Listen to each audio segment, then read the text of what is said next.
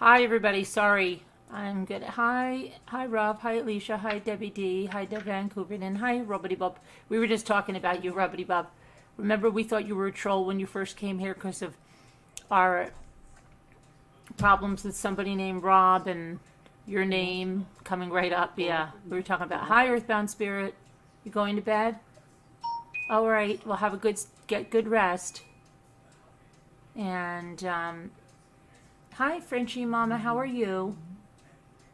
I don't really chat. Oh, really? Oh, it's okay, Frenchie. Do you have a French bulldog?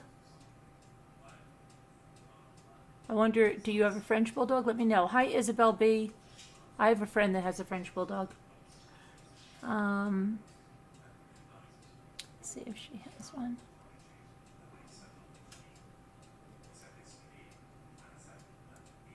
I have to go where the heck is the lie? Not there, not there. Not there. Oh, I forgot to do that. Okay.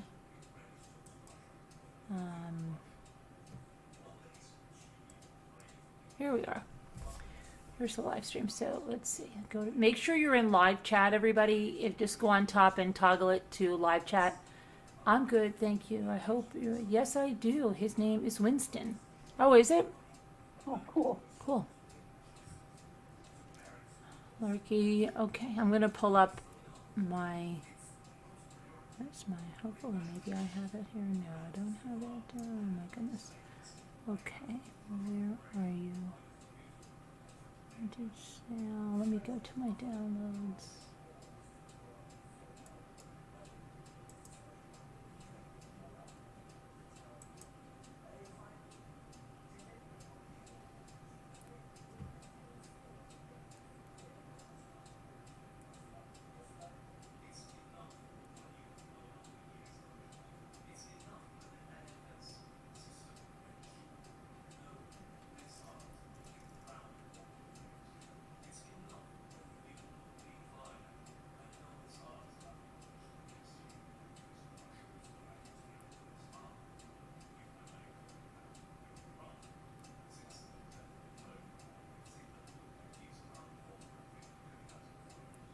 Okay, I'm waiting for this to load.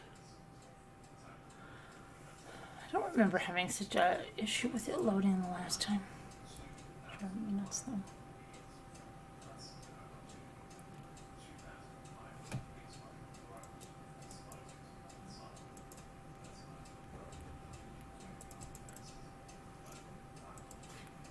Don't forget to hit the like, you guys. Please, thank you.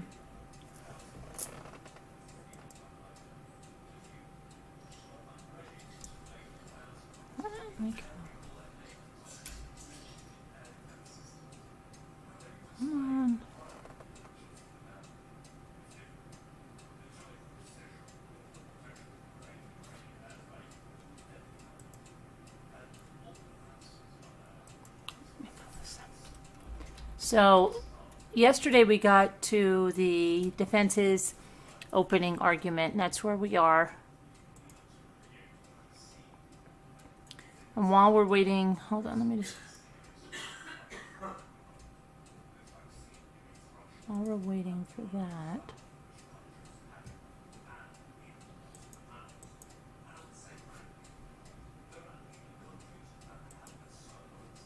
Okay. I will show you some pictures. Okay, so we're going to go to.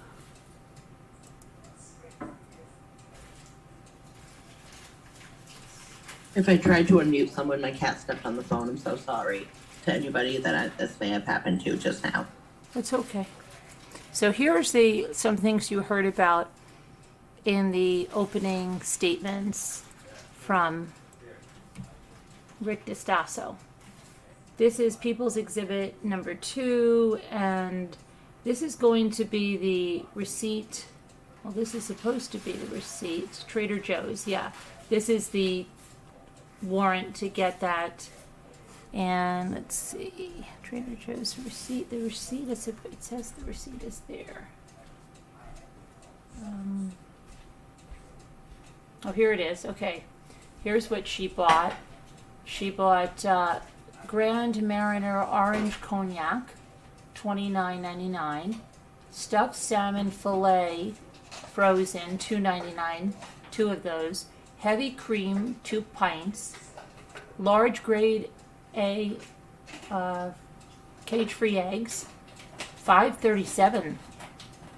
3 dozen of them she bought. Oh, they were only $1.79 a dozen. That, gosh, think about the prices back then, right? Ranch applewood bacon. I guess this is dressing, maybe. She bought 30 of. No, what does she have? 3 of them. Put them on. 30 ounces at $3.59 an ounce.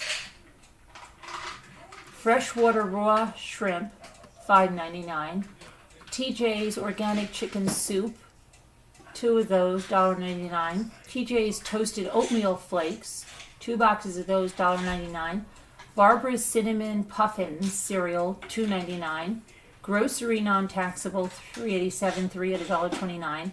Maple syrup grade A dark amber quart, $8.49. Frozen profiteroles dessert, $4.29. Frozen German apple strudel, $2.29.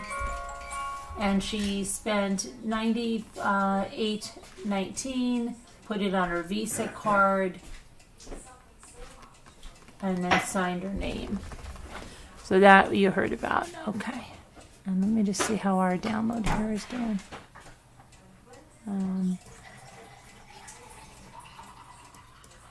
Where did our download go? I don't know where our thing just went. Oh, here it is. This here? Come on.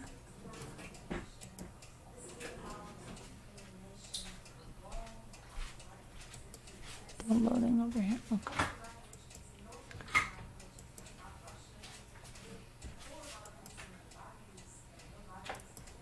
Okay, so let's look at something else while we're waiting for that. Let's see. People's exhibits.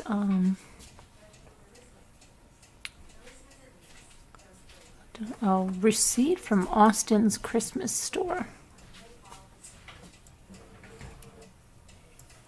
Receipt from Karen's Service, Austin's. Oh, this is because she was in the Christmas store at a certain time, and it was 12/24/02 at 10:34 a.m.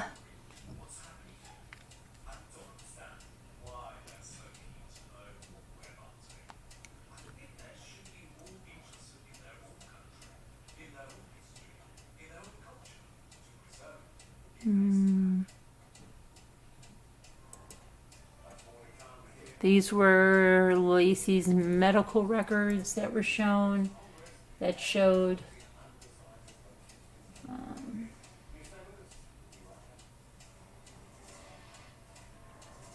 tube and ovary.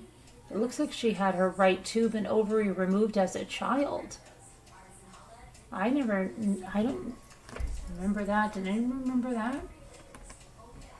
She had a transfusion with surgery, 1981, donor blood.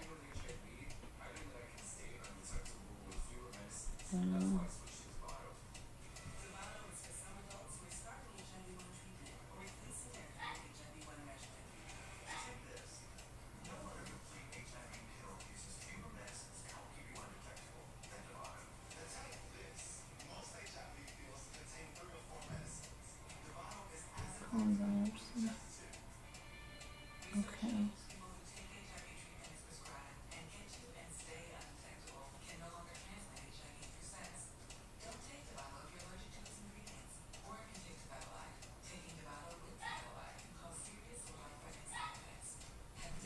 The patient is a 26-year-old Caucasian female for annual GYN. This is her first. Okay, so this is, I guess, her first exam when she was 26. And then, where's the patient reports? Ultrasound.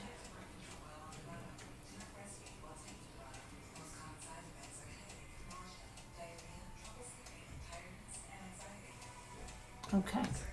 All right, well, let me see if our thing is done here.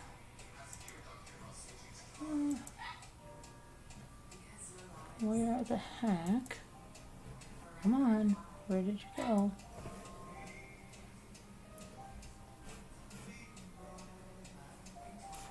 Oh, right here. Okay, I've got it now. So I'll pull this up and I'll pull it over. Let me just get to where we were.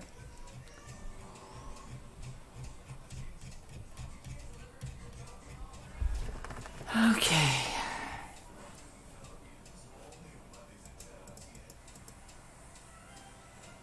I want to show something else here that was in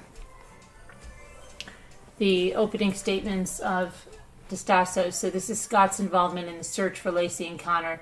Immediately called family and friends, checked with all the neighbors, began immediate search for Laci in Laloma Park, helped get flyers printed and distributed, did not hesitate to let police search the house, vehicles, and warehouse. On Christmas morning, began going door to door, posting flyers, translated the missing flyer to Spanish, organized search teams at Volunteer Center, went on Good Morning America on December 26th to publicize the search, opened the Volunteer Center every morning at 7, closed it on most nights, did numerous interviews with several Modesto police officers, answering all questions asked of him, called police frequently to pass along tips, repeatedly called police asking questions about the status of searches and the best ways to use the volunteers, personally posted hundreds of posters around the state of California, hand-delivered posters to police stations and 5 stations throughout California, prepared flyers for birthing centers and midwives, expanded the search to Southern California. Scott and Mike Richardson searched at prenatal clinics around the area.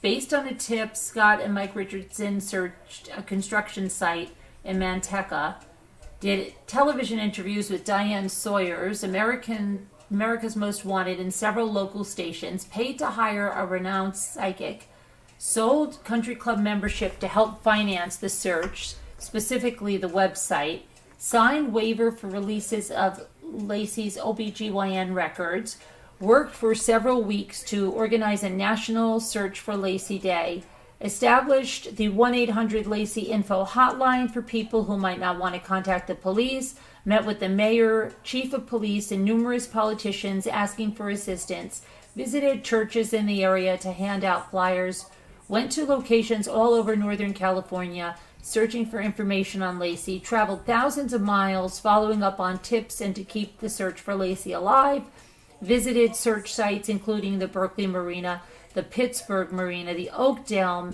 Manteca, San Luis, O'Neill, Forbay, and the reservoir and around Modesto.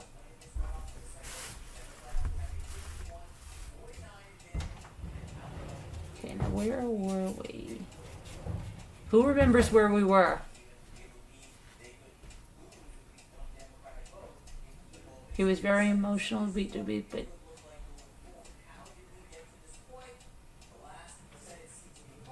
I know we didn't do that. I don't think we did this. I know we got where we were. You know where we were?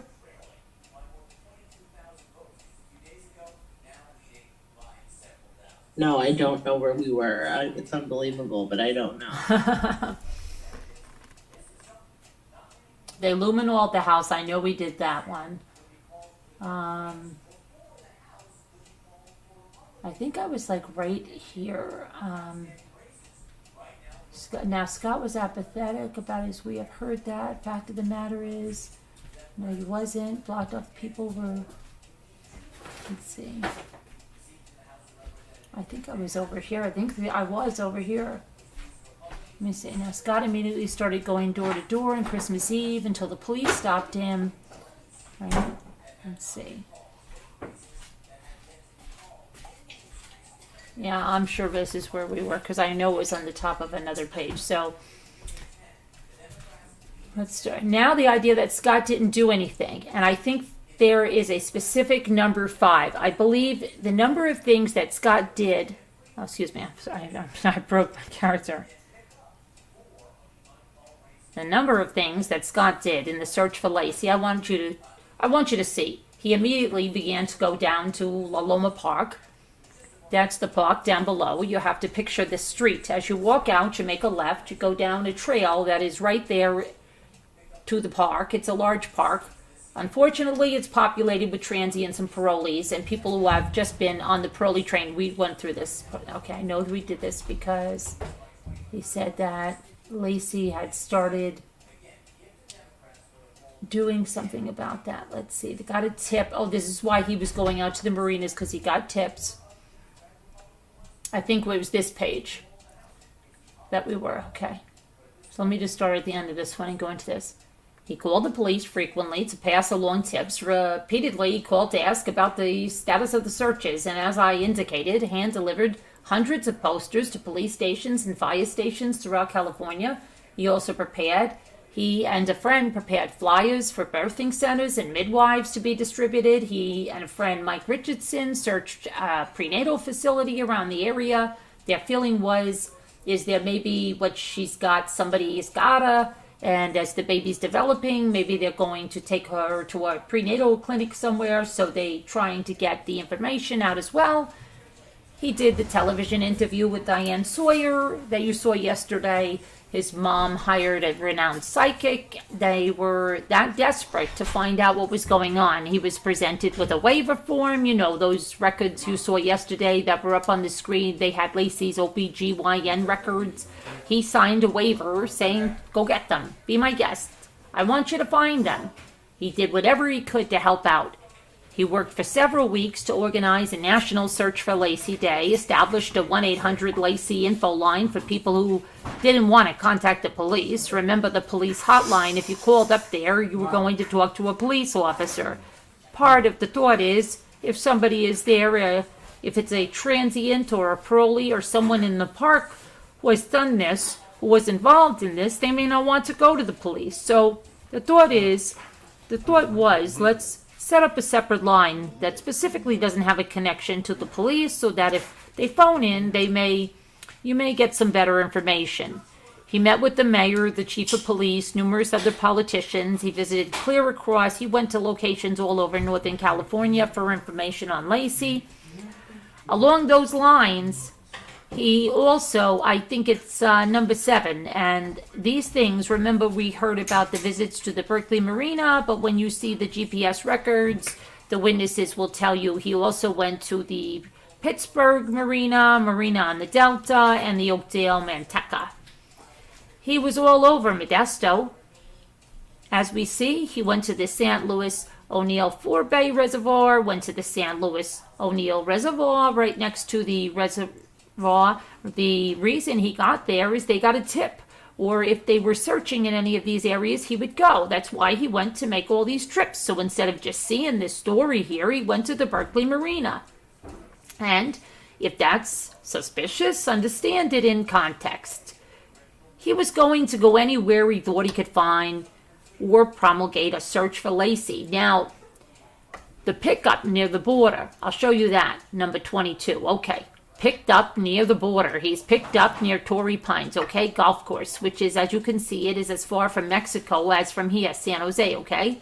The idea that somehow his change of appearance, or that he's fleeing, going to be the first guy that ever fled to Mexico by way of Canada.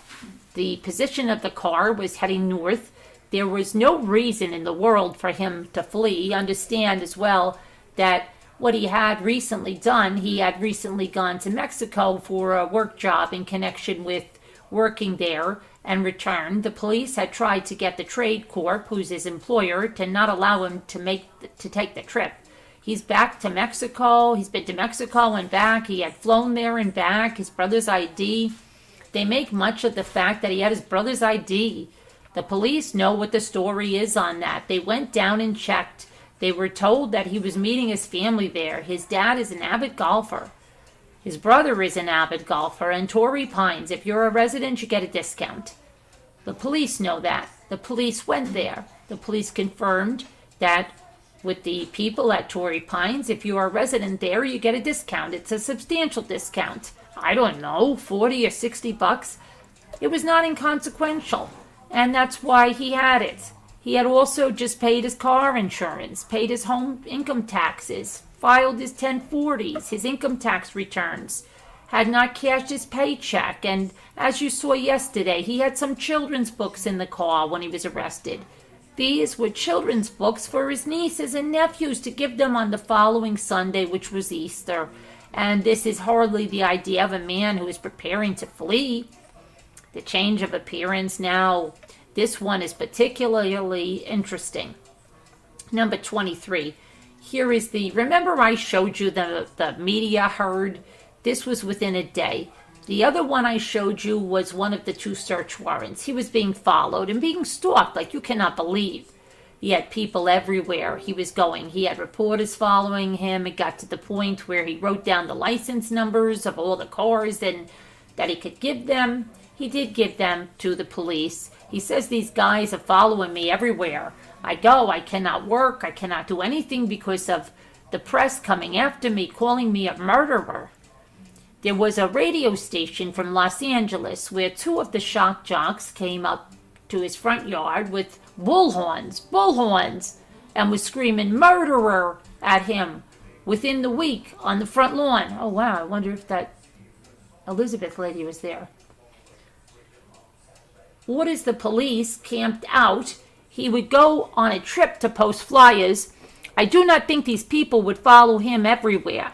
He was completely trailed by the media. At a certain point, he starts to grow a goatee. Remind you, that is January. In February, the goatee is grown. Take a look at, there is a booking photo in April, and you take a look at that picture from February, and now I'm going to ask you, look, going to the next one here. I was talking about the goatee. On there is the dates of the search warrant in February, the 2nd search warrant. He's got the goatee already, and then he's talking to, and that who he is talking to is Detective Grogan. Why would he change his appearance if he's on the day of the search warrants? There was no change of appearance. He's still got the goatee. He's talking to the detective. He's not fooling anybody. This, and as I indicated, he had done this to avoid the media harassment from people calling him a killer. And he met with the police after growing the goatee and mustache. That's what the facts will show you. That's what the facts of this case will show you. Now, I want to also show you some of the other things about Scott's life and to some degree the chaos. Number 2, pull up number 3. There are all these things prior to Laci's disappearance, missing, and then after. He's starting in December, he's inundated with phone calls from the media 24 hours a day. And I mean literally you're going to hear them. We have heard some of them. As soon as he puts that wiretap on all of his phones, I don't want to exaggerate it, I'll try to get this correct. I think there were something like 4,000 phone calls and probably 3,800 of them are from the media people to his phone, his mobile phone after they put the wiretap on, just hammering away at him constantly. They also seize his business truck and take that truck, and it's what he uses, his pickup. Here, as I indicated before, he's a representative for a fertilizer company that has these large bladders of fertilizer, and he needed to keep that. He obviously can't put it in a closed car. You have to put it in an open container type truck. He never had that after the 26th. You know what they did with those financial records? They took that financial records and Broccini once again went through them, and then he sends them onto Trade Corp, his employer, and said, we think he's stealing from you. We think he's embezzling from Trade Corp, and actually got Trade Corp to initiate an investigation as to whether or not Scott was embezzling money. They went to that extent. Obviously, he wasn't. But that was part of his life that they turned upside down. They repeatedly searched the home. They have gone back in January and February. I told you about the media, all the bullhorns. Private investigators are hired by tabloids to follow him. Not only are the private investigators hired, they tried to hire his private investigator. He had a private investigator try and find Laci, and either the Inquirer or the Globe tried to contact that guy and pay him more money so that he would go work for them and turn on Scott. And that was what was going on. Then on January 18th, the house of the defendant is burglarized. So a woman breaks into the house and she takes all kinds of clothes and apparently makes a couple of trips doing it. And then the police catch her. She lies about when she's there, denies at first, then she lies about what she took. Then they find the items, and then she lies again. So you got somebody, after they caught her, breaking into the house. Excuse me. And she's taking Laci's clothes, and then she's taking Scott's clothes, and she's dumping these clothes, and she takes a video camera. Well, the police solution was not to charge her with the crime. Police turned her into an informant against Scott. So the burglar breaks into the house and then comes and starts working for the police. I told you about the accusing him of embezzlement. Then in January, there was a full-scale effort by the police to turn the family and friends against Scott. You will hear from Detective Broccini, you will hear from the family, that they went and started telling them all kinds of things that were not true. Hold on, I just want to get to where I can see the chat, so I can see that. Okay, all kinds of things that are not true. One of the things that they did was they suggested that there was a financial motive in this case, and they told people Scott had just taken out an insurance policy on Laci, $250,000 insurance policy. They leaked that to the Modesto Bee, which puts it in a headline in the paper. That morning, when the headline reads financial motive and insurance policy purchase, Broccini at 6 a.m. calls up Scott's friends and says, "Go read the Modesto Bee. I want you to see." Broccini knew at that point, because he had already talked to the insurance agent, that that was not true. That it was a retirement vehicle that had insurance on Scott for Laci. And yet they just put this out there. They put it out there that somehow he was in a financial straits and that he needed to off Laci, or that she was too demanding or something like that. They didn't stop there. They absolutely told or put out information that was patently false, because the theory was in that was part of the way they were going to elicit a confession. They wanted the confession because they had no evidence. By the time that this starts, when the house gets burglarized and they turn the burglar into an informant, at that point you remember the affidavit that I showed you, that they got falsely based upon the meringue. By that point, the judge, they have to do the report back to the judge. And you will hear from Stephen Jacobson. He will tell you at a certain point, after they have done all of these wiretaps, in spite of the fact that they had this Amber taping, in spite of all that, he went back to the judge and declared, under penalty of perjury, we have gained nothing in the wiretaps or of any incriminating nature. You will also hear from Detective Jacobson, Investigator Jacobson, something else that's very interesting. When he went to apply for that wiretap on Scott, he told the judge that Scott Peterson couldn't have done this alone. Investigator Jacobson suspected Amber Frye, and he told the judge that I think Amber Frye is involved in this case. I think because Scott Peterson couldn't have done this alone. That's why we need these warrants, clearly, and he also testified, and will testify again from that witness stand, that it was based on everything he knew about what happened. There was no way that one person could ever have done this to Laci Peterson. No way. And that was what he declared, that under the penalty of perjury. I told you about lying to family and friends. Scott's employee resigns. The media heard, as I told you, follows him everywhere he goes. His customers abandon him because of the attention. And for the third time in February, they seize everything from the house and from the warehouse, everything that has meaning to him whatsoever. At that point, he is a complete nomad.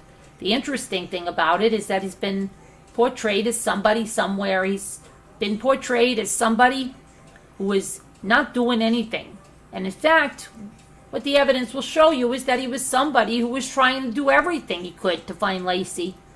The other matter that I want to talk to you about, you heard a lot about it yesterday on Amber, is about Amber. And I think number 8 is a good Rafi. If you want to start there, we have heard a lot about these conversations with Amber. As I indicated before, I'm not going to just sit up here and defend his actions about having an affair. There is not going to be evidence up here, not going to put up any witnesses going to say it was a good thing.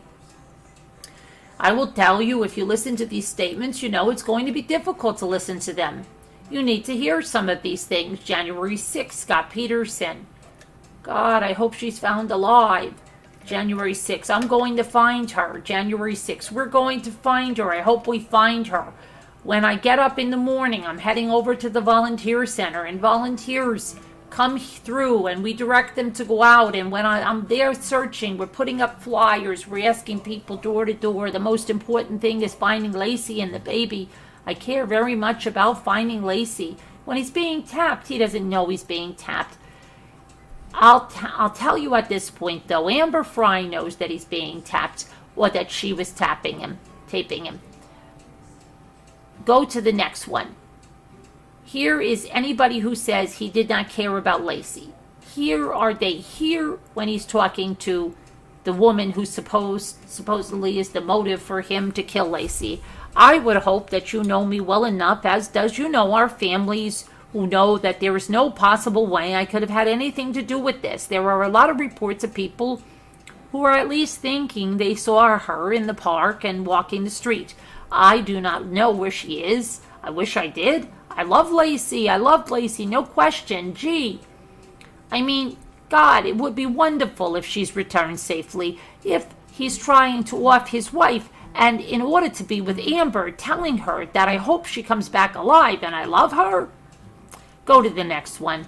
You have the one more. Okay, now the other one. Now, mind you, at this point, Amber is taping. He doesn't know that Amber is taping. She's talking about going to the police. He tells her, it's your decision. It's your choice. I have nothing to hide, Amber. You need to do what's right for you. I'm not afraid of it. If you think you are right, then that's the right thing to do. Do it. I want to say how brave you are. I am really glad that you did that. He doesn't try to tell her, I don't want anybody to find out. He tells her that if she wants to do it, do it. He had no problem with her going to the police. None. This is a full 3 weeks, actually, just shy, 8 days prior to the press conference, which I'm sure you all have some vague memory about. Fact of the matter is, there's no way, and the evidence will show. You listen to those tapes, you hear all of those tapes, there is no way anybody for a minute after listening to those tapes is going to believe that. Objection, Your Honor, this is argument. Judge says, sustain. There is no way when listening to those tapes that you're going to come away with anything by seeing that the evidence shows. Objection. Same objection.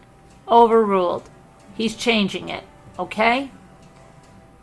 That the evidence shows that he was exhibiting some boorish behavior to Amber and that he was cheating or had cheated on his wife, but there is nothing in those tapes that gives an incriminating statement. In fact, everything that is in those tapes is consistent with somebody who is trying to keep her at bay, so to speak, emotionally at bay, and that's all it is.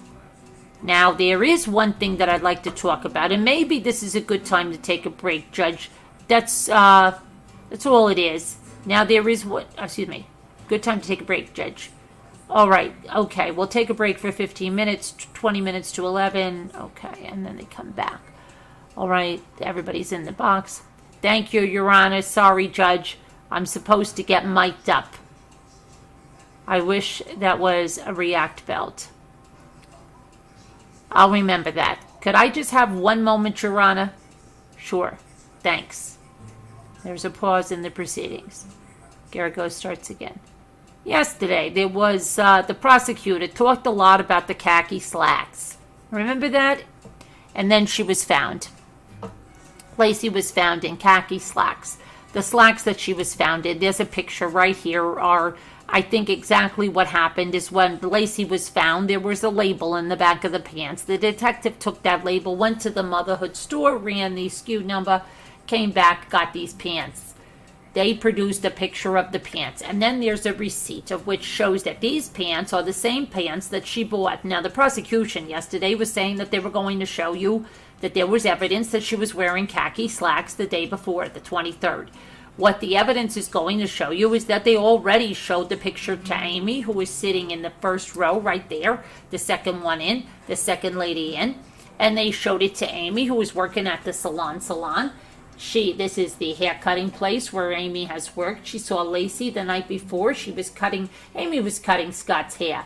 They showed Amy the picture of these pants, and Amy said, those are not the pants she was wearing. Specifically said they were not. I think that Amy had said that they were not drawstring. They did not have that style of pants, style of pockets. They did not have this, and they did not have this. So the idea that she suggested, whether intentionally or not, that the evidence is going to show that the pants that she was wearing on the 23rd were the pants that she was found in is just plain not true.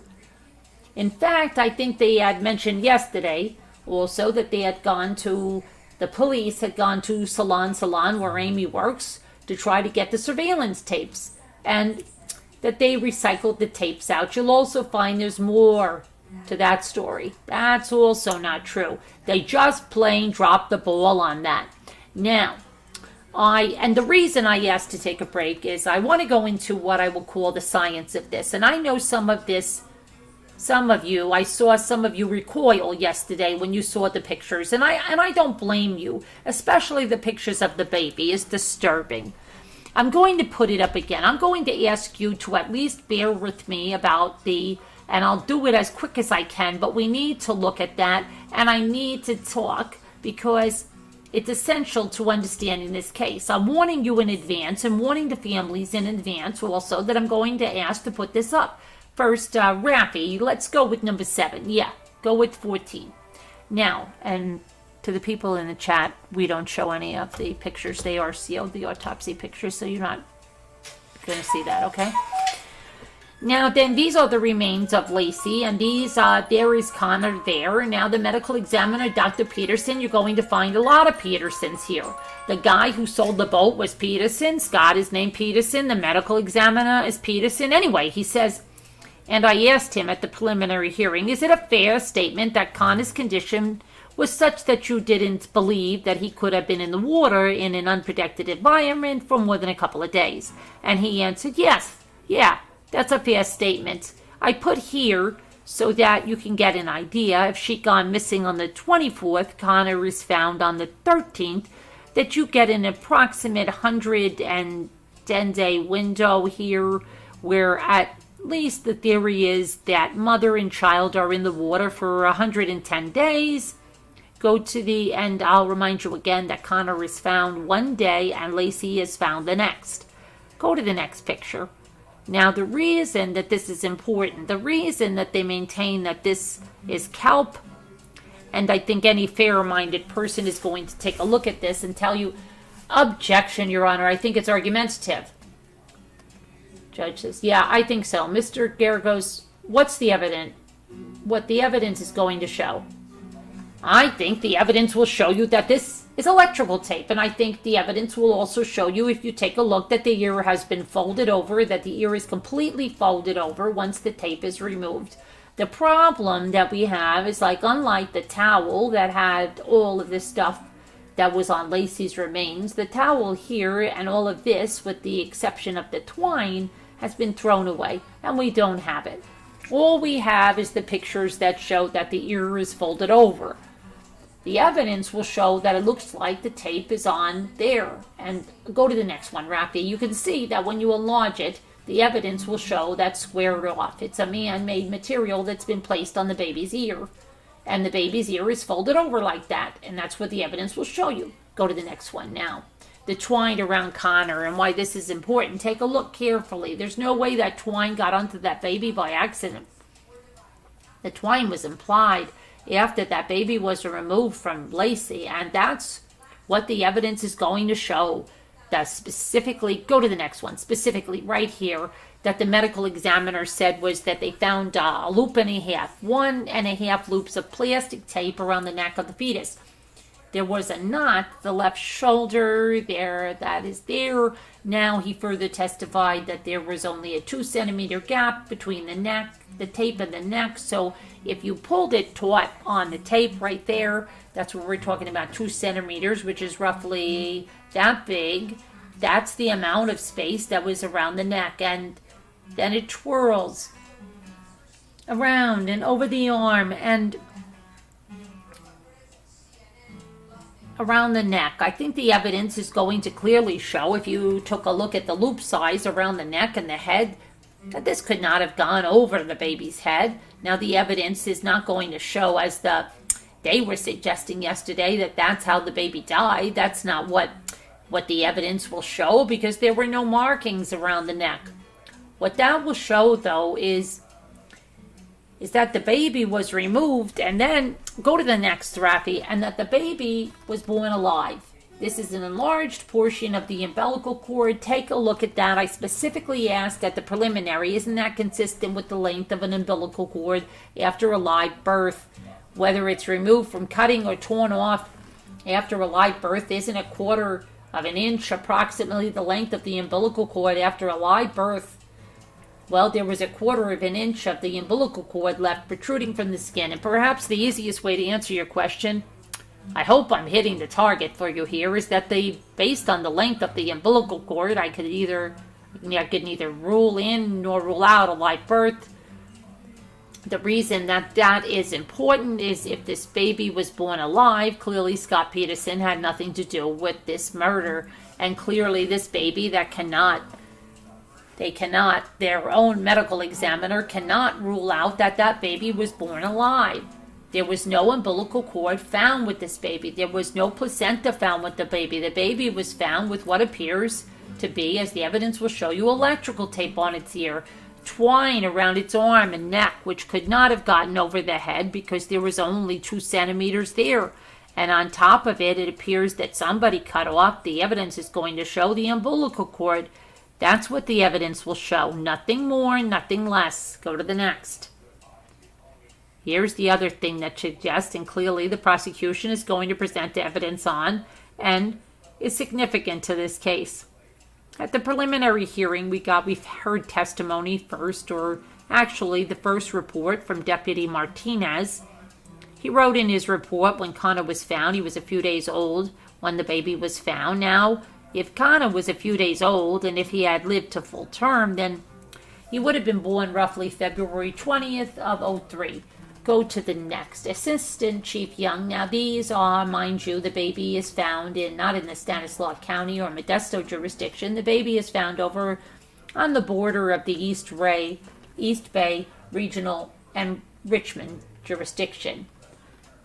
Stasso says, Your Honor, I'm going to object at this point. Deputy Martinez and Assistant Chief Young are not going to be permitted to give their opinion. They're not medical examiners as to how old the baby was. They're going to be able to give their opinion and lay opinion, and that's what they've done. They've already done that, the judge says. Sure. Stasso says, Your Honor, if he's just a lay opinion, that's not going to be permitted as evidence in this trial. The judge says, well, that's for the court. Ladies and gentlemen of the jury, look, these opening statements of the attorney are not evidence, okay? So if somebody says A is going to testify to A, B, and C, that may not happen. The court may rule that that is not admissible. So this is what either the prosecution or the defense contends that the evidence is going to show you, okay? But it's not evidence. The only evidence that you can use in this case to decide this case is what's testified to here from the witness stand. Mr. Garagos knows that. The prosecution also knows that. So I'm going to overrule your objection. You could say what they're going to say, but they may not be able to testify to that, depending on what happens in the trial. All right, go ahead. I'll do that. This person, Dr. Peterson, testified at the preliminary hearing. He's a prosecution witness. They called him. He described in his report the baby was full term. Full term would have taken you to February 16th, or approximately 39 weeks. Go next.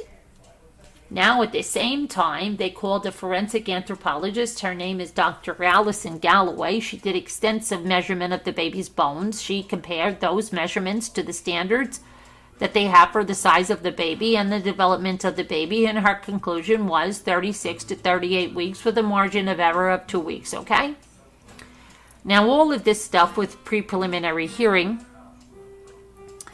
and all of this was before the preliminary hearing was done. And then the preliminary hearing, the prosecution was then went out, and because this would have been placed a date of death between January 24th and February 20th, the prosecution went out and they hired Dr. DeVore. This is the person that Mr. DeStasso was talking about yesterday. Now, this person has never examined or never did examine the baby, never did the autopsy. All he did was he took a radiology device, a sonogram type device. He took one of the baby's femur bones, he placed it in a glass of water, and he shot it with the ultrasound, and he said, now based upon that, now we are at 3 months before trial. I believe the date of death was December 25th, and that's what he said. He didn't say the 23rd to the 25th. He got a report. We haven't heard him testify yet because he's just been hired, but I anticipate if he testifies consistent with his report, he's going to say December 25th, and that's based upon putting a bone in a glass of water and shooting it, as opposed to 3 people or 4 people who found the baby, who are unconnected to Stanislaus County, who are unconnected to the Modesto police, who also said the baby was anywhere from 36 to 40 weeks old. Next. I would ask that counsel give me back my pen. Thank you. Now, why does this matter? This matters for a lot of reasons. If the date of death, now mind you, if the baby was alive inside Laci and lived beyond December 23rd or 24th, Scott Peterson obviously had no involvement in this case. Objection. This is all argument. Judge says sustained. It is argument, Mr. Gargos. The evidence is going to show you, there you go, that this baby lived beyond December 24th.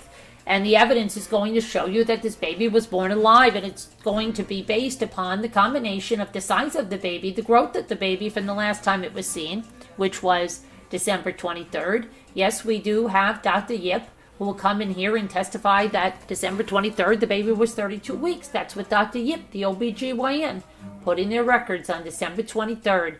We now have a situation where there's going to be 3 other experts, or at least 2 other experts, 3 others, that are going to tell you that this baby lived beyond 32 weeks. If that happened, then Laci was alive or the baby was alive and kept alive, one or the other, the testimony will show you that this is significant for a number of reasons. And I'll try to tell you why. Let me go over to 26. On the morning of December 24th, 2002, there was a number of witnesses who came forward to say that they saw Laci and the dog Mackenzie. Laci and Scott's house is right here. The park entrance, that's what I'm talking about, is right here. It's 2 blocks up to this street, right where the first eyewitness saw Laci walking the dog. The person saw Laci walking the dog, and he was coming out of a gas station and had noticed a white/tan van with a couple of scruffy, transient, homeless people in it. And he made his way, and he made his left out of the gas station. He saw Laci and the dog, and he saw the dog actually rearing up. On the leash and her struggling. That's what caught his attention. The evidence will show you that there is, right at that location, another dog, another golden retriever that can come up to the fence. Presumably, the evidence will show you that 2 dogs are barking at one another. There's the next eyewitness, because within the same, after you make the right and then the right, that's about 100 yards, is another eyewitness. The witness is driving a truck. He sees Laci and the dog again. I shouldn't say again, but it's another eyewitness who sees Laci and the dog. He notices that because on the other side of the street he sees remarkably similar, he describes 2 people who appear to be on the street of what he calls homeless people. And it looks like she's crossed the street to avoid them. There is yet another eyewitness, within that same block who also... And by the way, the witness right here went to the police, got nowhere. The witness right here went to the police, got nowhere. They just shined him on. The witness here, she didn't go to the police. And when we asked her why didn't you go to the police? She said, well, everybody who went to the police, who saw Laci, was discredited by the Modesto PD. They didn't want to hear about any witness sightings of Laci. So this witness saw Laci, was very upset about it, did not want to come forward. We were able to find her. The investigator was able to find her to go back to the house here. That's Laci's Walk.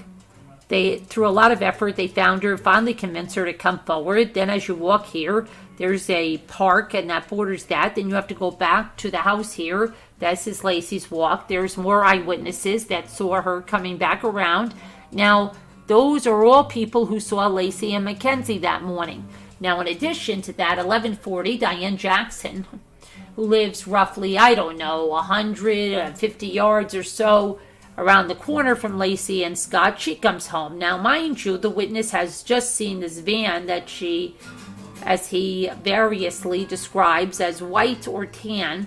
That's the language that he uses. Diane Jackson is driving home at 11:30, and she spots directly across the street from Laci and Scott's house a van that she says at first, I thought it was white, but then upon reflection, I think it was tan, with 3 guys who are not African American, but darker skinned, who look like they were up to no good right across the street from the house. And then she goes home and she tells the police immediately. The police, contrary, I think, to what was said here yesterday, I think the evidence is going to show the police took this seriously enough to do up a flyer for information leading to the identification of the persons who burglarized the residence. And that's what I didn't tell you. At the same time that this van is parked, within the hour of the house across the street, the Medina's house, they left at about 10:30 on the 24th, and they're burglarized. And the burglars, the whole story, and I won't get into it, but there's a burglary that goes in right there. So you've got that. A second person who now is seen this van.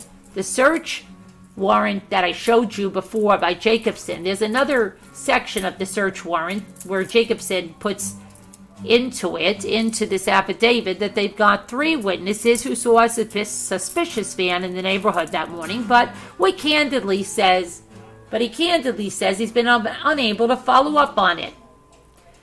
Well, just within the last 11 days, the prosecution turned over to us an interview. DeStasso says, objection, Your Honor, this is not an accurate statement. An interview. You can say that you received information. I'm going to ask the jury to disregard the dateline. And this, Judge DeLucci says, just what you found out. Gergo says, right. The interview was of a witness who, within 2 to 3 days of the 24th, saw about 5 miles away from here again a white or a cream-colored van with a man appeared to be homeless or scruffy who had his arms against a fence like this, indicating the van was parked right against the fence. There was a woman who was identified as looking like Laci, squatted down as if she was urinating. The man, as he described it, had her arms on both sides so that she could not go left or right.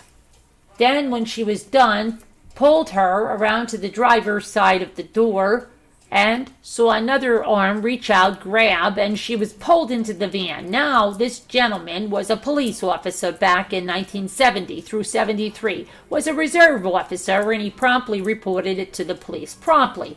And the police did nothing. And he gave the report to the police. He was so upset about what he saw, he had turned around to come back to try to get the license plate or anything. He knew that there was something wrong going on, and the police did nothing about that. The eyewitness within 2 days, seeing Laci being pulled into a van, corroborates or will corroborate the evidence. I believe that the baby lived longer than December 24th, and ergo, Laci lived longer than December 24th. Now, the circumstantial evidence, number 29. Now also, if you see the neighborhood break-ins and the transient arrest that happened in the approximate month before, I've got them with the yellow dots. They can put you on the walk. Then you see what these eyewitnesses are, and you can see that they're dealing with the neighborhood there. I should also mention that the burglary across the street, that was safe that was involved, and this burglary took place some people say the 26th, the people were burglarized, believe it was on the 24th in the morning, the Medinas, and they will tell you that they also had a large safe that could not be carried out. And so one of the things that we requested of Detective Grogan was, and the Medinas agreed to it, was to bring the safe, or let us have the safe so we could test it to see whose fingerprints were on that safe. And Detective Grogan, once we made the request, sent out a request also to have that safe from across the street to test for prints. Well, and that was in May, right after Scott was arrested and arraigned. Within 1 month, Modesto Police Department had destroyed that safe. So all that evidence is gone. There is no safe. We don't know whose fingerprints were on that safe for the burglary. That was taking place in the safe that was left out on the courthouse steps there, or the neighborhood steps. Now you can see burglaries and arrests taking place all in this area around there. As I indicated, the judge from Stanislaus County will tell you that the neighborhood was in a state of flux at that point, meaning that there was a lot of transients who were coming up from the park and who were living up in the park, and parolees who were living up in the park and coming up into the neighborhood. And that's why Laci was so concerned that she was trying constantly to try to advocate or be an advocate for closing the park area. At the end of the day, go to 29. At the end of the day, all of these things had been tested. There's the plastic bag, the twine, the rope, the plastic, the duct tape, the blue top, all from the bag. The pillow, the duct tape, the white shirt, the blue pajamas, the underwear, the carpet samples, fibers, clothing. They went to the vacuum, and they went to the umbrellas, they went to the blue top, and they went to the blood, the mop, the sweatshirt, the t-shirt, the bucket, shoes, jeans, the door, the comforter, the boat cover, the dog leash, the pocket knife, and the guns, the purse, the jacket, and the closet door. Your Honor, this is argumentative. I haven't heard what he's saying yet. But I'm looking at the board, and he's taking all of these items, and then and putting on, and no. Judge says, no. He can say that there's nothing there. That's what we assume the evidence is going to show. I assume they're going to be an expert. Right. Somebody's going to testify and say, we examined these articles, we found nothing of evidentiary value. Is that what's going to happen? That's exactly what's going to happen, and it's their expert. Hey, Romy. What's up? What's up, baby? What's up, baby? Let's see. Now for the truck. All right, you can argue. You cannot argue. I won't argue. I'll state it. And all of these things that were tested, nothing there, and not from the truck. They had the head hair from the toolbox. They had the grass. They had a stain. They had tissue, debris, string, a steering wheel, and a chicken wire.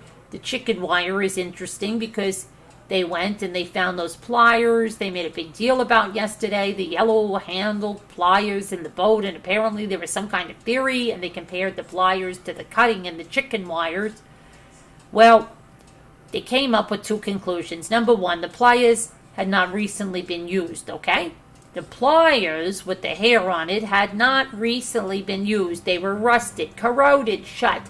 And the DOJ analyst, their analyst, said if they had been recent use, there you would see a clearing of the area where the pliers opened up. And there was no clearing of the rust. So there was no evidence of recent use. They also tested it. They cleaned it up and tested it by cutting chicken wire with it. And they did that with one of the other cutters, and it didn't match. There was no chicken wire.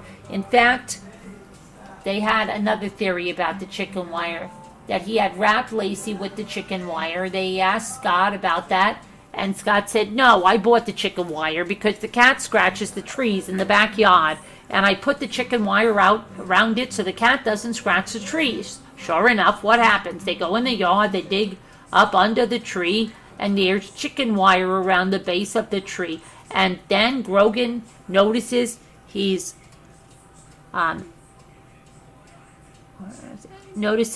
looking in the backyard, and there's the cat, and it's clawing up above where the chicken wire is. So exactly what Scott told them is exactly what they found out.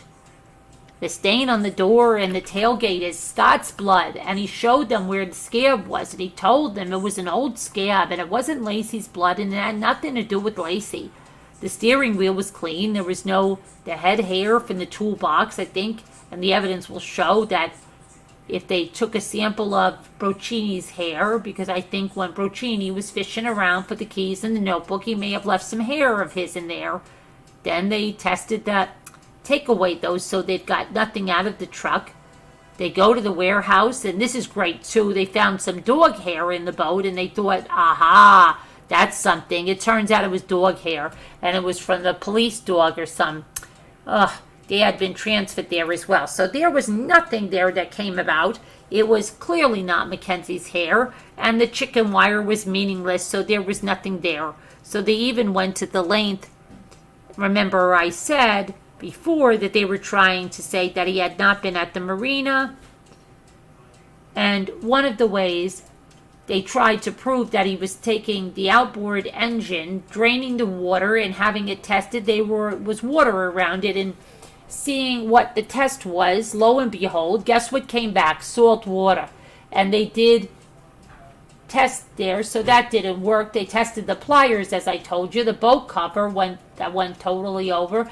The string, they went over. The debris, the rope from the interior. They also had another theory, and the other theory was that they tested, look, if you had Laci with these anchors and she's dead and she's in this boat, that if you can't, there's no way you can tip it over because the boat would capsize because it's only a little 12-foot aluminum game fisher. And they found some red paint transfer on the side of the boat, they said. Aha, we're going to go and find that red buoy in the bay, and we're going to take a scraping of that red buoy and compare it to the red paint transfer. Well, as it turns out, they didn't match. And I'll submit to you that evidence is because that they were storing the boat at the Modesto PD, and there's a red hand truck, and they had jammed the boat against the red hand truck, and that's what scraped the red paint when they were storing the boat. The plant material adhered to the pliers. That's another thing. And the pliers they showed you yesterday, the yellow-handled pliers, you'll become familiar with that. I think it's item number 144. They maintain that there was plant material on the end of that, the hair. And I would say you'll remember yesterday that the evidence was going to show that the hair was all twisted up in the pliers somehow. Well, except that you're going to hear, I think, from Dodge Handy of Modesto PD, and he found the hair and what he did, and he shows it wasn't twisted. If anything, if all he had to do was open the pliers and the hair fell out, what the evidence is going to show you is about that hair, I have no idea. I will tell you this much. That hair is probably the single most tested hair you will ever see. It has been microscopically examined by Rod Oswalt, who is the Department of Justice criminalist. He compared the hair, and by the way, the hair was originally one hair, and then it went into evidence envelope and somehow transformed into two hairs. When it was transformed into two hairs, the theory was that the two hairs, or one of the hairs, had broken in half. The problem with that is Oswald would tell you that the hairs, both of the hairs, taper like this, kind of like a Christmas tree, if you will, so that they wouldn't have been a single hair that broke. If it was a single hair that broke, you could just take one hair, put it on top of the other, and you'd have a kind of pyramid effect. The other problem with this one hair is that it turns into a two-hair theory. Is on their part is when they compared the two, the coloring was different, and the coloring went from dark to light and dark to light, so that would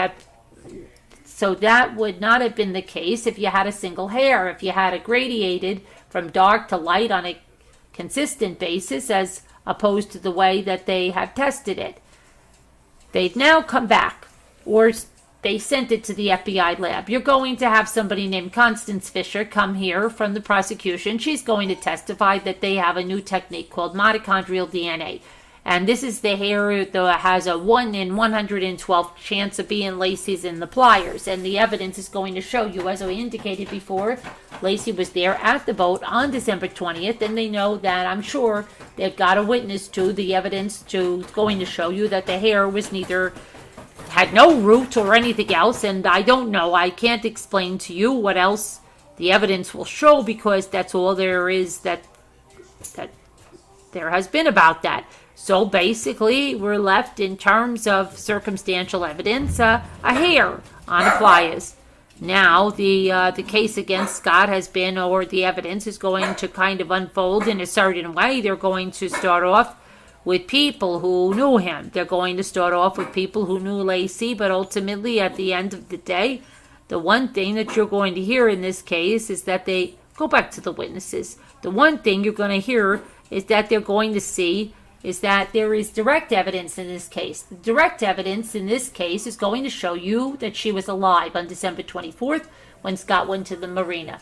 The evidence is going to show you that when Scott came back from the marina, she was gone. The evidence is going to show you clearly, beyond any doubt, that not only is Scott Peterson not guilty, but Scott Peterson is stone cold innocent. And thank you. I'm trying to speed this along and get you to witnesses this afternoon, and I appreciate all your attention. Thank you very much.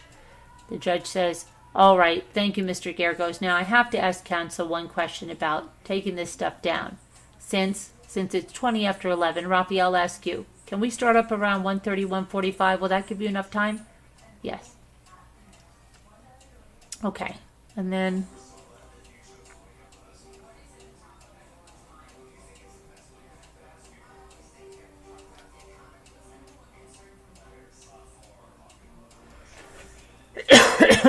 Okay, so that's that. Now, the reason I want to stop there for a minute is because I said earlier, somebody said something about that little boy that was missing in Idaho, right? And I said I wanted to see what was going on because there was some digging and stuff going on at a house there. And I just want to check on that real quick right now. So go back to current events for just a minute. Let me go over there, see what's going on.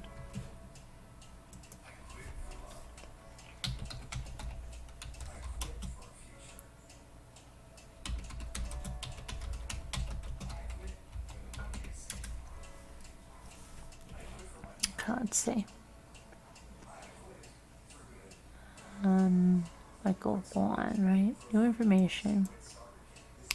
So let's see. Back in October, let's see. So there has been like stuff circulating in this case since about a month ago.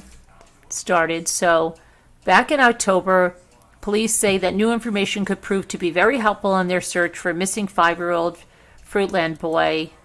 And put his picture up here.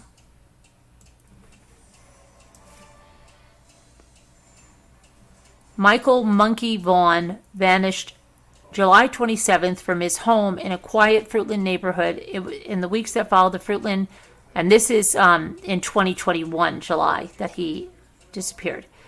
So, let's see, they saw that Honda Pilot. Hold on, no, that's not the new stuff. Hold on a minute.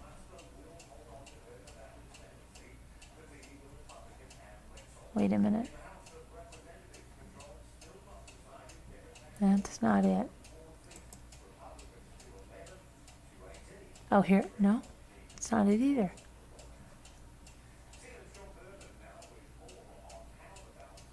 Hold on. Where is it?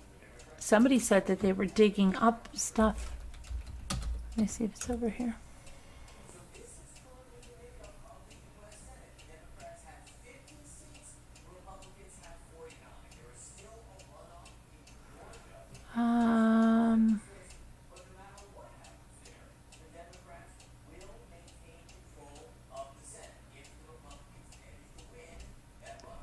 Somebody's been saying this for like 2 days.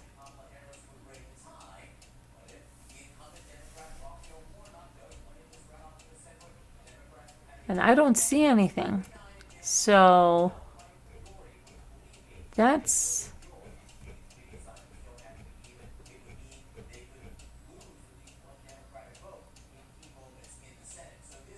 Huh.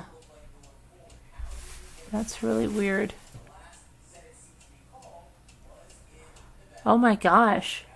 2 vintage warplanes collided in midair Saturday afternoon. Wow, did you guys see that? Look at that.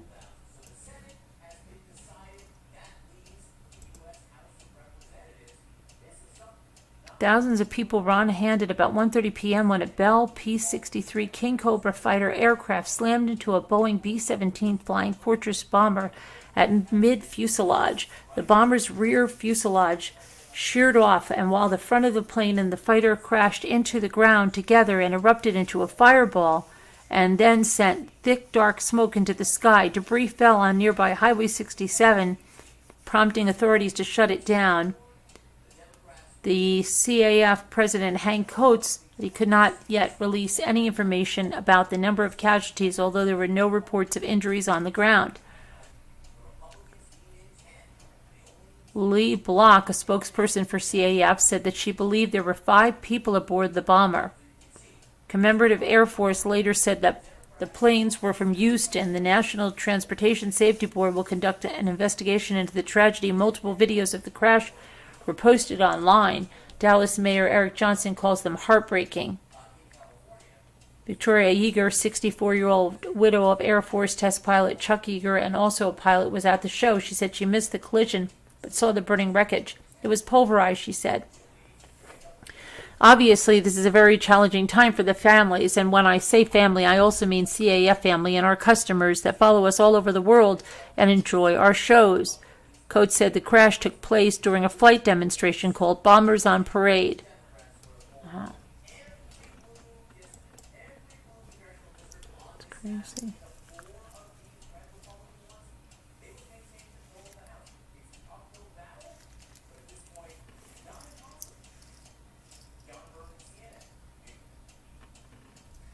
Missing California mom.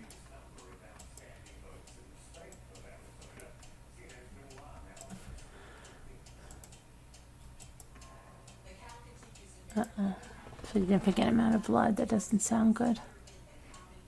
A California mom who's been missing since Thursday when she left behind a bloody scene at the home she shares with her sister in Simi Valley. Simi Valley Police Senior Officer Casey Nicholson told the Los Angeles Times that investigators have been literally working around the clock since 25-year-old Rachel Castillo's disappearance.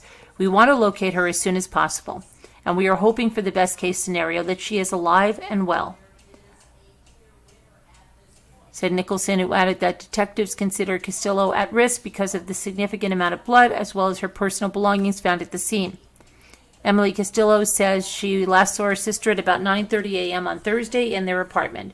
The two women's mother, Robin Castillo, said that Rachel took her 2 sons to their father that morning for a planned visit. Emily returned home at 8:30 p.m. and saw the blood. She called 911 and their mother.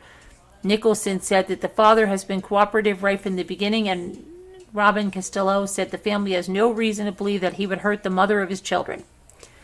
Detectives are checking the neighbors and looking into all possibilities, but Police Commander Richie Liu cautioned that authorities have not even determined a crime has occurred. We don't even have a suspect because we don't know what happened. What the detectives are trying to figure out is what happened and where she is. Rachel Castillo is described as 5'2", weighing 105 pounds, brown hair and eyes. Police say that 2 children were not at home at the time of their mother's disappearance and are safe with family members. Anyone with information is asked to call the Simi Valley Police Department at 805-583-6950. That's... where's the... hold on, I've got to find out where you guys are. I think you're over here.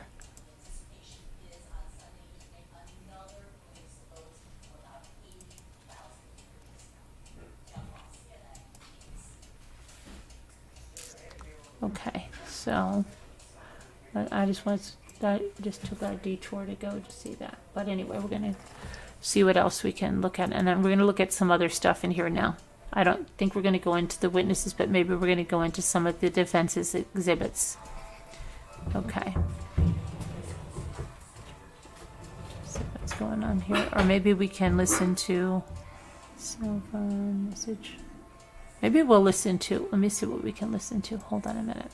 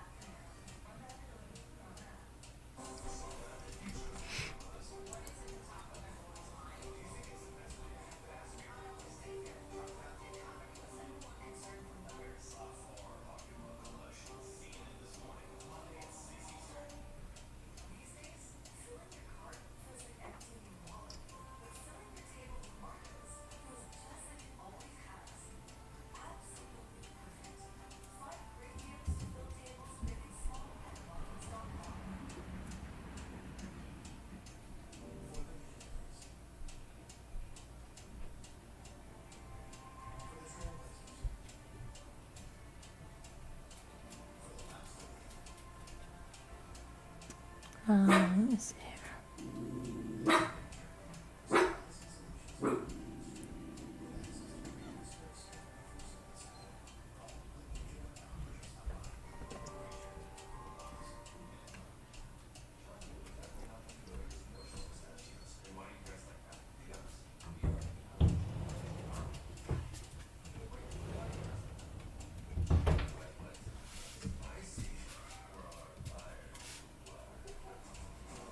Where was...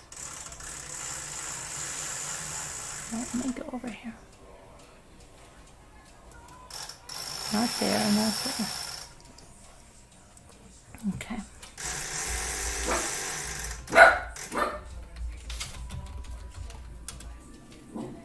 Look, you're not tough, so be quiet, Bobby.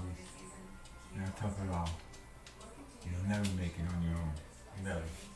So hush.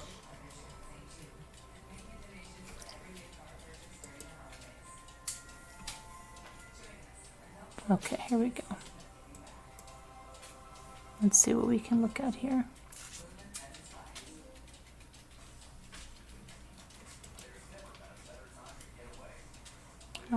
Scott Peterson, what is this? Search warrant. Let's see what this is. There we go.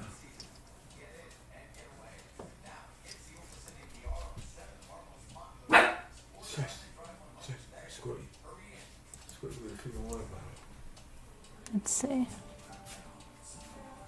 What's this? Search warrant. This is from the. Hold on a minute. Let me see this. Search warrant. Wait a second. It looks like. Let's see. What else there is? Let's see if we have a. We have an interview. And we have. What is this one?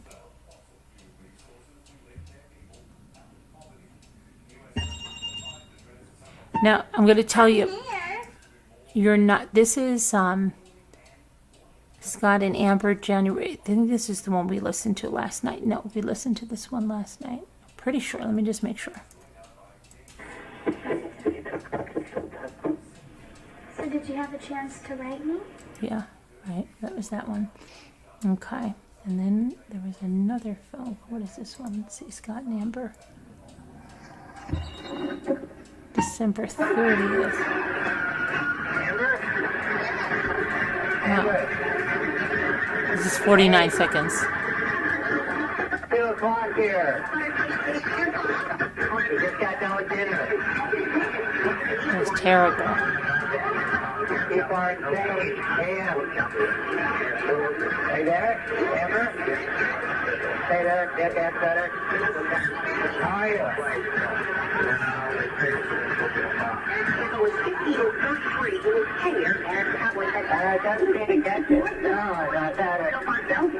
That's ridiculous. You can't even understand that one. Scott and Amber, December 30th, December 16th, December 3rd, January 2nd. What about January 2nd? Now, I'm going to tell you that if you're in Zoom, I have to mute my mic. You're not going to hear the audio unless you listen into YouTube. Just so you know, otherwise it's going to not be good sound.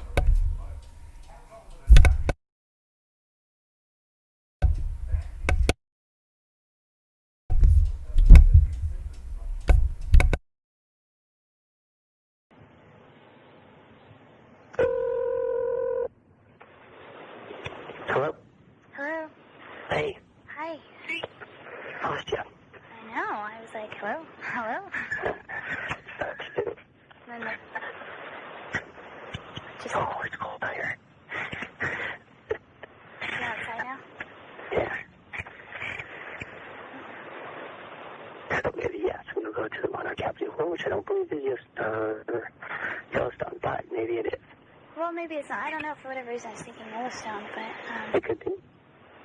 Okay, maybe give me Monarch Capital of California. Would that be okay? I think that'd be okay. Oh. Yeah, that sounds good. Okay, I've got my picture of you guys here. You do? Yeah. So you're looking at us? What was that? I've been carrying it in my suit pocket. In your suit pocket? Yeah. Oh, So I'll need a new one. Because this one's going to be worn. you just might get a new one. Excellent. They've been sending you your mail? What's that? They've been sending you your mail? I haven't received any here yet, no. No, it's... Is there stuff? Huh? This on the way? There should be, yeah. All right. What's that? Although it's not... I hesitate to go, I don't know if this is really that good, but... I'm sure it's great. But, yeah, it's not really that... I mean, it's not that great. I'm sure I probably shouldn't have sent it. No, it's going to be great. I'm going to love it. What did I write on the back of the other one that's in your pocket? What does it say? I know it says, my love. Oh, maybe that I can't write if that was all I wrote on it or not. No, it says something else. I think it has the date. Yeah. Yeah, it has the date. It says my love. And it says Amber. And Ayana. Yeah. So, Yeah. I think that one's a little better. It's cute. I don't look at the back of it. I look at the front of it. I know, but I just, I don't know. I always like writing on the back of pictures because, No, that's good, of course. I don't know. It's just a habit, I guess. Yeah. I know. Hey, lover. Hey, lover. You go to bed now, okay? All right. Love party. Tomorrow. You should. I will. I'm going to try this running thing again. Okay. And I miss you. I miss you too. And I'll look at your picture Are you still kissing and me? think about you, and I can Are you still feel kissing you in me? my arms. And feel your lips. And it's nice. No, I was... Night, sweetie. All right. Good morning, sweetie. All right, well, you be careful, okay? I will, lover. Talk to you soon, huh? Okay. Bye.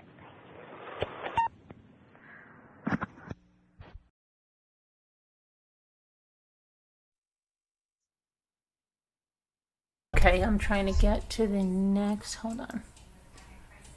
Where the heck did my thing go?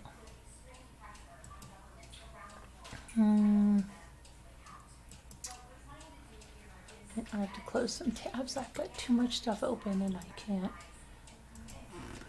Okay. Close some of these.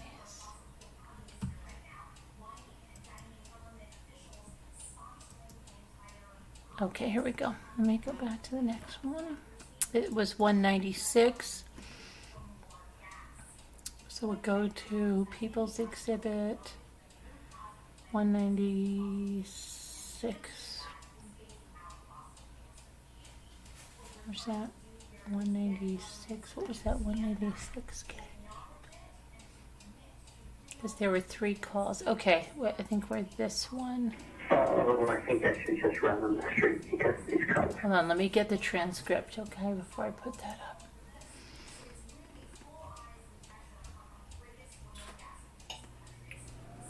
This one. Okay.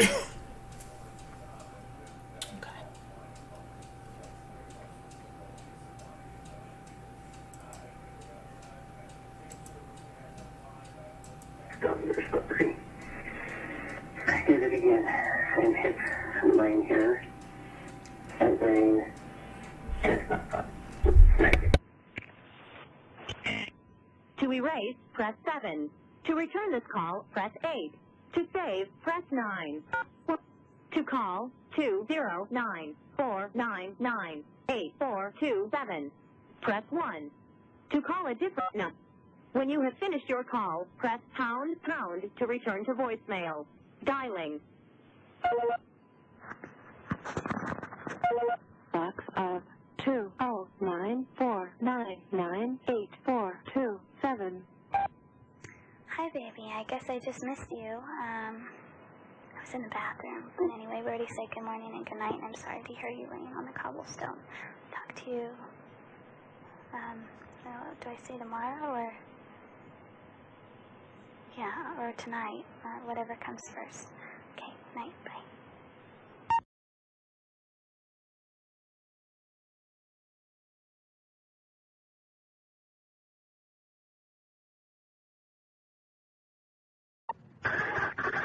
Amber. Hey. Are you there? I can barely hear you. Hey, I'll be in Paris tomorrow. I'm outside. I'm in Normandy right now, and hopefully the phone will get better. So I can't hear you right now. Are you there? Amber, okay, if you can hear me, I'll be in Paris tomorrow. I picked the reception today. I'm out in the country, Normandy right now, so I'll call you tomorrow. I hope you hear me. I miss you. You can hear me. Bye.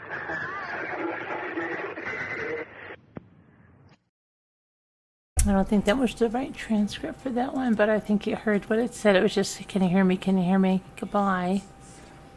Let me see which one we have first. So let's try it another way.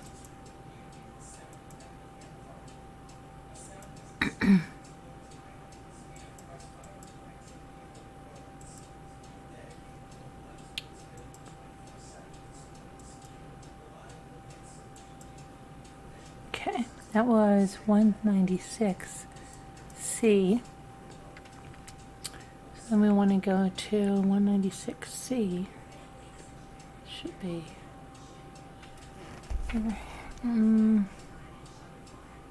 That was December 30th. Oh, I see. Hang on a minute. I know why. That was December 30th. We need 196. Okay, this is the one I think I want. Oh, I think I should. I think this. Let me just get this up here. 196. Okay.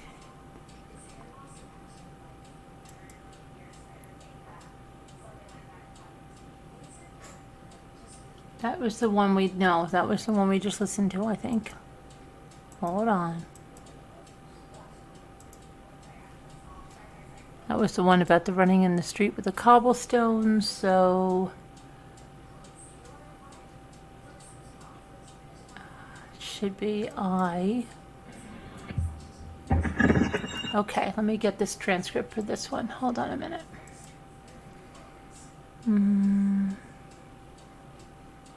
January 2nd, January.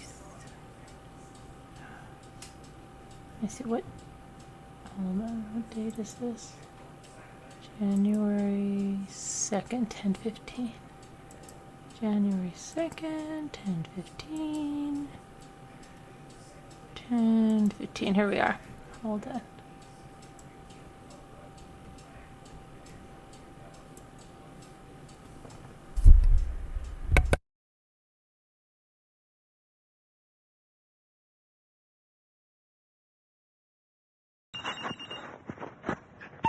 Hello? Hello? Amber. Hi. Hey. Hi, how are you? Pudge boy.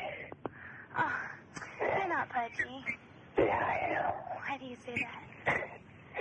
I don't know. Huh? Well, because I had one of the suits I had here in Brussels. Uh-huh. Yeah, I tried it on and it fits. It's not supposed to fit. It's not supposed to fit? No, it's supposed to be really big because I'm Pudge boy last time I was here.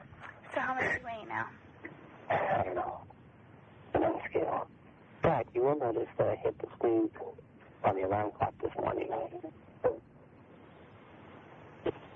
Because what is it, 7:15 here? I don't even know what time it is now.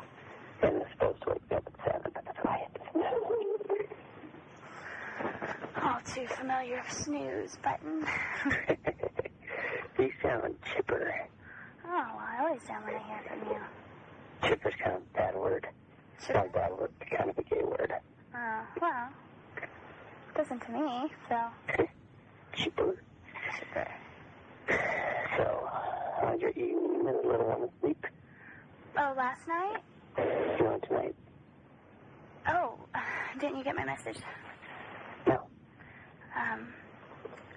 You didn't get my message. I said goodnight to you. Oh, did you? Huh? Oh, sweet. And no, I told you my sister called me today and said that she was taking the boys to Disneyland and wanted to take Ayana, so she caught Ayana. Oh, wow. I know. So, so I don't have her tonight. But last night, she was tossing and turning, and she fell off the bed. And so I jumped up, I turned the light on, and then I came back, I didn't want to pick her up to, make sure she was okay, and checked her out, and she cried just a little bit, and then, went back to sleep. But this morning, she had a little blood on her lip. And I was like, oh, baby. But she seemed fine, and she didn't have any bumps on her head or anything. She just, I don't know what she hit her lip on. Or I guess probably the frame or something. Oh, gosh, she crashed that Ayana. But she hasn't fallen in a long time. Yeah. So, my poor baby. How did her forehead heal? She has, there's actually a little knot on her forehead still. Yeah. Underneath where the stitches or where that split was. Mm-hmm. So, she was so happy though. She was all, bye-bye. Sweet. She's all, George. It was cute. She was Oh, yeah. very, very happy. Good. So you're still trying for the night? Yeah. And then they'll be back tomorrow night? Actually, they're going to be gone Saturday, too. Or she'll be back Saturday. Ooh, you must have plans Friday night. So, yeah, I was like, God, this is going to be the longest I've been without my baby girl. Yeah, it's sad. But good. It is. And I'm like, oh, okay, well, I got, because there was always no Fridays. Well, my mom's more comfortable now. My dad's still the same, of course, not watching for, only 2 hours. But, so yeah, I'm going to have to go out with the girls and go have some drinks. And, Yeah. I was thinking about even possibly going to the movies. Oh. Have you, what? I was going to say, have you heard any movies, but I don't know if you would. Probably play different things, huh? There were a couple one night before I left. What was that? There were a couple that I wanted to see before I left, but I forget the names of them. There was a couple movies. But yeah, damn dog. Yeah, I didn't. Yeah, you had mentioned it, and I hadn't heard it. Oh my God. It's loud. I do hear it this time. It's loud. What is someone doing with the dog in the city? Well, it's like my neighbor's two dogs. They get barking, and I'm like, if I'm in the kitchen, it's loud too. Yeah. I don't know if you remember hearing them before when you were there. So That's crazy. What? Early. They're barking. Well, it's early. There's. The sun's not up yet. So, what you were saying? There was a couple movies before you left. Yeah, I think they were now. They were. This may be called that movie. Yeah, 'cause I. Hey, can you do me a favor? What? Can you rent a movie and watch it for me? Do what? Can you rent a movie and watch it for me? Sure. What movie? It's called Love Affair. Okay. It's the one about What was that? 8 years ago or so. Okay. Warren Beatty and Annette Bening. And who's that lady, the older lady, Catherine Hepburn. Mhm. Yeah. You like that movie? No, I just asked you to go rent it and watch it for me. Okay. That's all I'm saying. Huh? That's all I'm saying. And then what? That's it, and I'll talk to you about it. Okay. That's an odd request. Is it? Love Affair? Yeah, the short was called. Okay. 8 years ago, Annette Bening, my hero, Warren Beatty, Mhm. and Catherine. Okay.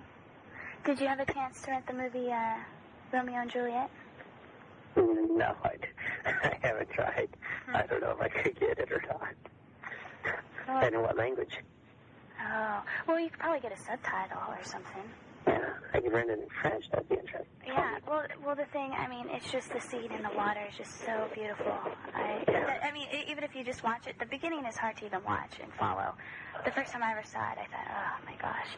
But Why? because it starts out just, I don't know, it's just weird. It's kind of almost obnoxious, like, oh, I don't even think I can make it past the first scene. Do they speak Old English in it? Yeah, but modern. Huh. But it grew on me, and Yeah. but that one scene. Okay, so when should I rent this movie? Oh, whenever you can. Okay. You know, I wouldn't skip Friday night for it. What was that? Don't skip Friday night for it. Oh. Okay. Well, then maybe. So who are the girls you'd be going out with Friday night? Yeah, I'll see. See, like, well, the only thing is, Saki's in New York right now. Oh, is she? Yeah, so I've got to hopefully gather some girls up. Maybe I'll I'm get. sure you can find a bunch. Oh. Well, yeah, a lot of them already have significant others, so I'll have to talk the significant others and letting them go. Oh, you don't have to ask them. So how was your day? It was boring, long, and I'm tired. Yeah. But I am determined to head on out. Maybe. Start another one, huh? Training a little bit. I'm going to go for it. I'm going to go running, baby. What was I it? ate it yesterday. What did you say? I ate it hard yesterday running. Oh, you fell? Yeah, I was on these cobblestones. They're all on the sidewalk and at this angle, and I turned the corner and just, bam. I got a right hip that's very, very dark blue. Just feel like an idiot falling down. Did anybody see you? No, there's no one else. Oh, then you're okay. Yeah, I heard. Oh, today when Ava picked up my Ayana, I went to sit down in the chair and I missed it. No. Yeah, she was laughing. She said, look at your mommy's, what'd she say? Probably a dork or something. Yeah. Oh, The dark. So thanks. I don't know what I assume. Why? Amber. Yeah, Amber, you there? I'm here. Amber, hope you're there. I'm here. Amber, can you hear me? Yeah. Amber? Hello. Oh, sweetie, I can't hear you. Am I here? Amber? Yes. Hey. Yes. Amber. Hello. Hey, okay. Yeah. Gotcha. What happened? I don't know. I just went Is it, is there, like, freeway or something by where you're staying, or? There's a couple pretty major roads. Did your sirens go by a second ago? No, I was just wondering if, why it cuts out if, heavy traffic or I don't something. know. It's all foggy and a little rainy outside. Maybe that has something to do with it. And there's a train. You can hear that. Yeah, I can hear a train. I was just going to ask, is there a train? Yeah, I imagine that's the heavy train, but then there's the light rail train. I tried to call you from that earlier. Did you get my message? No, I don't. No. I don't know if it went through, but I was yelling. It was like, what was it, 6 o'clock here, so it's 9 o'clock your time. What It was on what day? today, or your yesterday, or your today. No. My yesterday. No, I didn't. I know. See, that's confusing. It's Friday here, so it's Thursday there. Okay, so you tried calling me It's Thursday night. earlier today? Earlier your day. Okay. Earlier my yesterday. No, I I was yelling into the phone, and lots of people were looking at me. I'm sure they could see my blue tip, my suit that fits. Well, I think And going, he's Pudge Boy. I'm gonna be Pudge Boy, huh? No, my weight stayed the same, and I still have yet to be consistent at the gym. Have you been going during the past couple weeks when I haven't seen you? Have I what? Have you gone in the past couple weeks since I haven't seen you? Infrequently. Well, the whole week, like all Christmas week, it was like non-stop. I mean, it was just non-stop. Christmas here, Christmas here, Christmas here. So of course, no.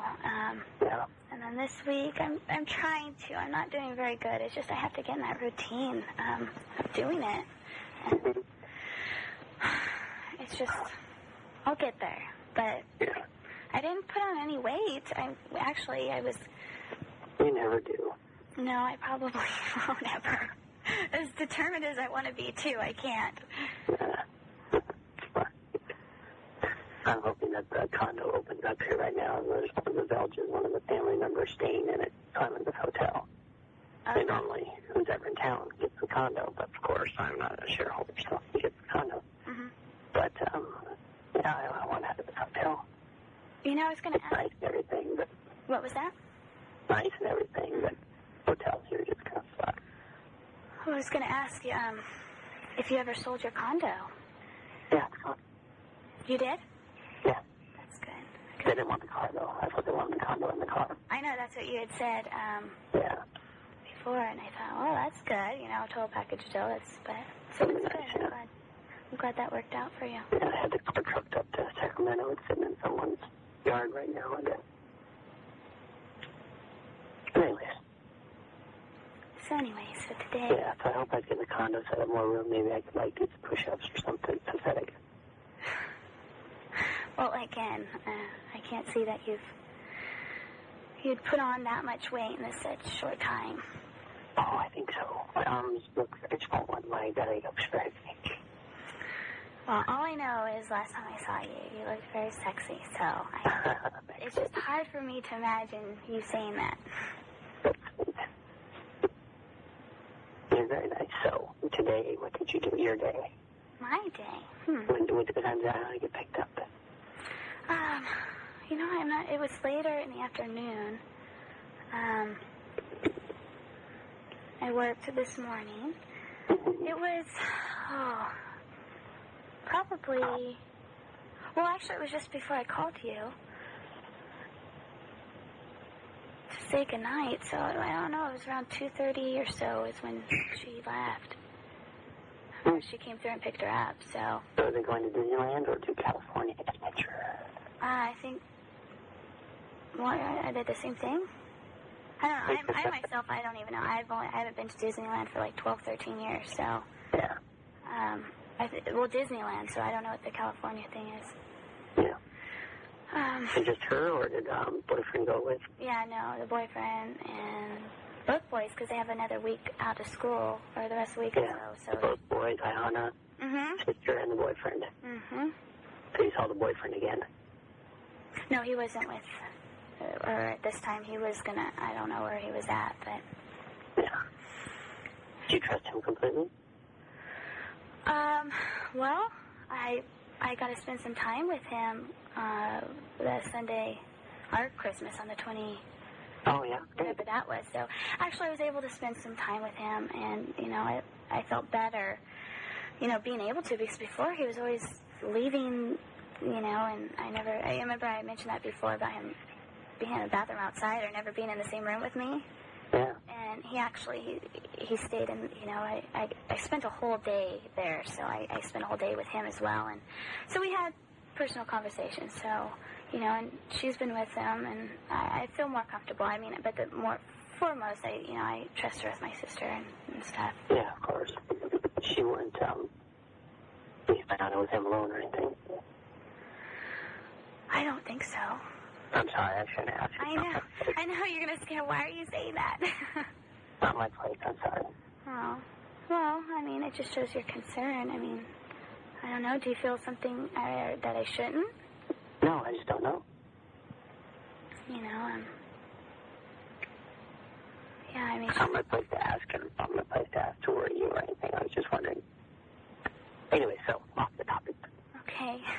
So, yeah, you had a relaxing evening, I hope. Hope you did something exciting. Tonight, no. I went and had some tacos and beans and rice at Casa de Corona with my friend. Yeah, good. And, You need more time like that, huh? yeah, it's good. It's good for, you know, just keep my mind occupied and, you know, and just get away from my stressful month of my new place. It's a little stressful. Yeah, a little bit. Yeah, just, you know, last month was really good. You know, I sold, you know, the gift certificates and just, you know, had that. And, you know, this month I don't know how it's going to look like, so. Yeah. But I just stay positive. So, yeah. Actually, I think I might probably go to a movie tomorrow and, I don't know, contemplate. Go down where? To a movie. Oh, okay. And just contemplate if I want to go out and do anything crazy or not, but Yeah, you should. maybe just maybe go and have some drinks and just hang out and catch up. Bruce, baby, do some wild dancing. Yeah, I haven't done that for a while, even when, at the dance I didn't really get to because I was so constricted by the dress. So you think I should go out and go wild crazy, huh? Yeah. But I won't say that. That's mean. What's that? I was going to say, well, what if... Well, it's not mean, but I mean... What is it? It's just... The only thing is I'm putting myself in a situation of having to beat off the guys. That's Yeah, that's fun for your ego. Well, If you want to. yeah, I don't know if that's really me. It's not necessarily... It can be, but usually the thing is the ones that I have to beat off are... Don't tell me some lie now. Give me a break. are just slimy guys. So. Oh, you were so lying to me. What? I didn't do that. I trusted you. What? I trusted you until that comment. What do you mean you trusted me? There's no, I mean, yeah, okay. I just find a guy who's got enough self-esteem might try to pick you up. I imagine the guy picking you up are pretty damn attractive. Well, I mean, there's a toss-up. I mean, I don't know. I just, to put myself in that position is the only thing, or that to be expected. And that kind of sounds bad, doesn't it? No, that's good. That's a little conceited, huh? No, it's the truth. The truth can't be conceited, right? Well, if you look at it that way, then no. It's not ego, it's truth. I've heard that or something similar to that. Yeah, go out, get crazy, do some dancing. Yeah, Send off the guys. maybe I'll, yeah, I'm thinking of a group of people. All right. Do I know them? Well, you've seen a picture of my friend Famous and Jen. Saki, of course, can't be there because she's in Paris. I called and talked to her Who's that? today. Saki? I thought I said New York. What did I say? Paris. I'm thinking... New York, first time, Paris, second time. What was that? You said New York the first time, Paris the second time. Oh, yeah. No, she's in New York. No, Okay. I think that because she was in Paris last year for New Year's. And I Yeah. was like, well, tell them that's where I was, and it was fun. So now she's in New York. She was saying she was at something Park Boulevard or someplace. She said it was really nice. It was candlelit. Yeah. And I was like, okay, well. I said, well, you have a good time, and I'm jealous. Anything with the address parking, it's going to be all right. Yeah, so she was bragging a little bit. Good. So, So famous is a fun guy to go out with. oh, yeah, he's fun. Yeah. I was thinking we should be getting the video from that art show thing Good. soon. Excellent. So that should be embarrassing. Yeah, excellent. I can't watch it here, though, unfortunately. No, yeah, well, What's that? I said, well, so many things now adding up when you get back to do. Amber? Yeah? Amber? Yes. Amber? Amber? Yes. Oh, don't be gone, Amber. I'm here. Amber, I think I barely heard you. I'm right here. Can you hear me? Okay, yeah, it's perfect now. Okay. You get all. I could hear you though.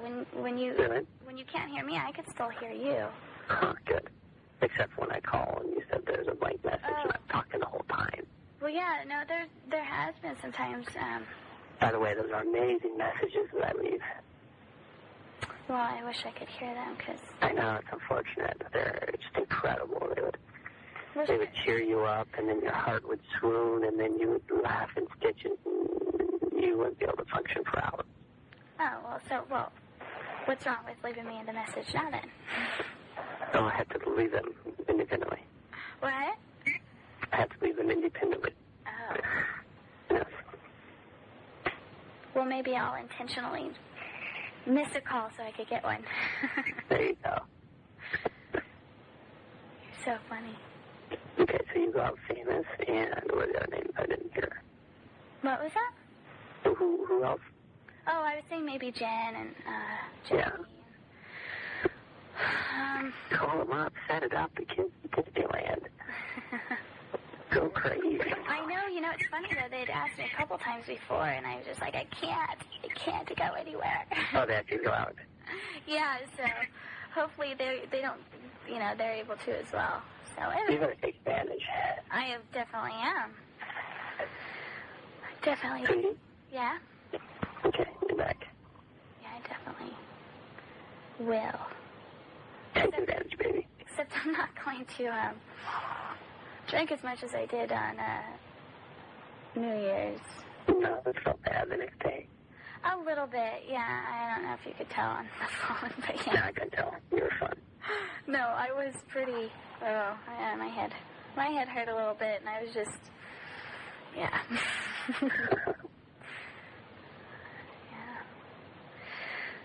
Yeah. So, Okay, baby, I'm gonna hit the road here. I'm gonna joke. well, Got my long pants on, I got my shoes, I may eat it on if I try that corner again. yeah, I was gonna say no tripping on cobblestones and stuff. I'll try not to. It was so cool running in this square down there. It's unbelievable when the sun started to come up. There were these amazing churches. Really beautiful. Oh, hey, I remember when I asked Marcos and Noy I was talking to them about wanting to take Ayana up to the snow, and they said they wanted to go, and I said that would be great because they have a sports utility vehicle, in which, Yeah. that'd be a lot better than taking my car. So, Yeah. I was telling them that you were reading some book about hiking and stuff, but, and then I had mentioned, you had mentioned that, and then I said that I had taken you up to Squaw Sleep, and so I was wondering if you thought that would be a good place to take them to, or Yeah. do you think that would be I would say snow, but it'd be fun. I don't Of know. course, snow level dropped a lot there. It has, but you're right. I don't think it's high enough. What is it about? You need like 5,000 feet or so. I have no idea. Yeah. No idea. Buy a little snowboard and go for it. No, I had sold my snowboard. I don't know if I'm ready to do that yet. She's good at falling. What was that, Ayana? She's good at falling. Yeah, but she's still too young for snowboard. Yeah, she's ready. Another year. One more year. Okay. Fair enough. One more year. She's still too young for that. She doesn't understand. So, well, that's right. I do want to go in after the rains, like March. I'd like to go there with you. With all, Is it still raining? huh? Is it still raining? Oh, it's not raining here. No. No. No, I was saying after the rains in March. April is like the best time to go up there. So I wanted to go with you after all the wildflowers have bloomed and stuff. Yeah, definitely. We will make that trip for the butterflies and wildflowers. Yeah. And we will make a trip to monarch capital of the world also. Isn't that in Yellowstone? Nope. Not as far as I know. Where's that? Oh, yeah, that'd be a surprise for you. What is monarch capital? Is that what you said? That's what they call it. Monarch capital of the world. And it's not Yellowstone?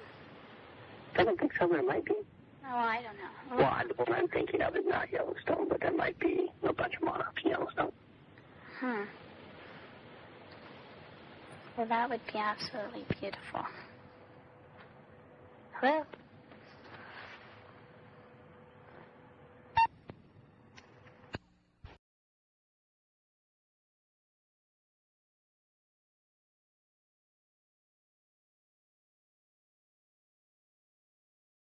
Okay, let's see the next one. Let's see. That was, what were we on?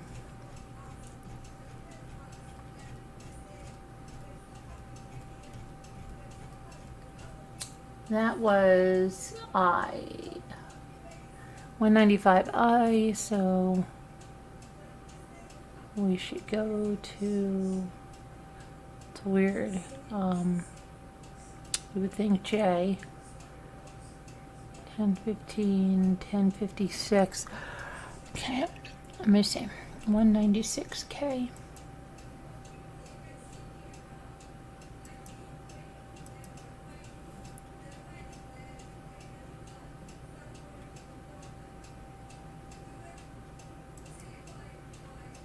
195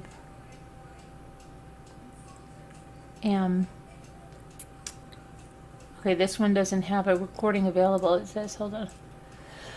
But it's short. It says, Amber, hello, Amber, yes, can you hear me?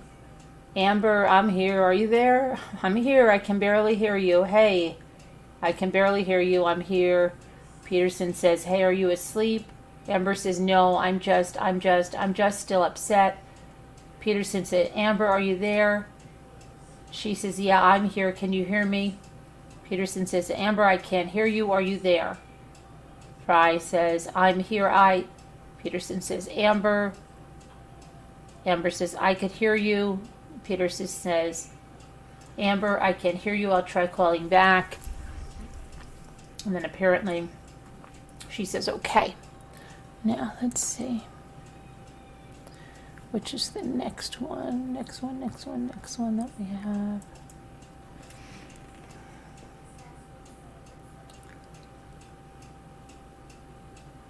Let's go to January 4th and... All right, let's go listen to this. Let me put the transcript up. This is People's Exhibit 195N and 196N.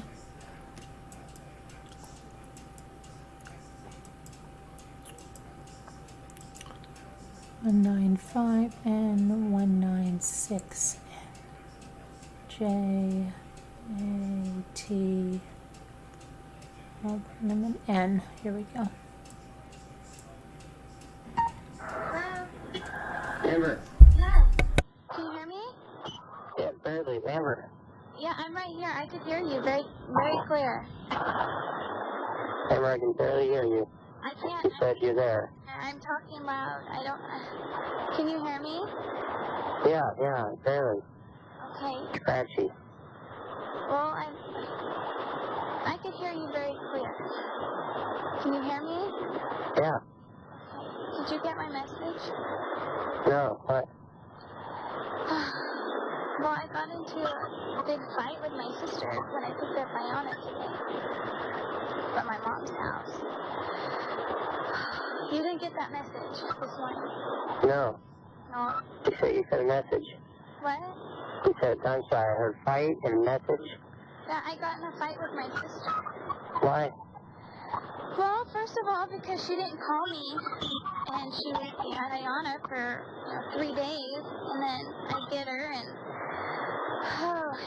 it was just a big fight. What is it about? Sorry, not calling. About her not calling, and then I asked her about Jeff, and she got in my face about that, and it was just a horrible back and forth. She said, go to hell, and Oh, sweetie. all in front of the kids, and Iona was just like, oh my god, and I grabbed her, I grabbed everything, and I took off, and Oh, sweetheart. it's just, Oh, girl.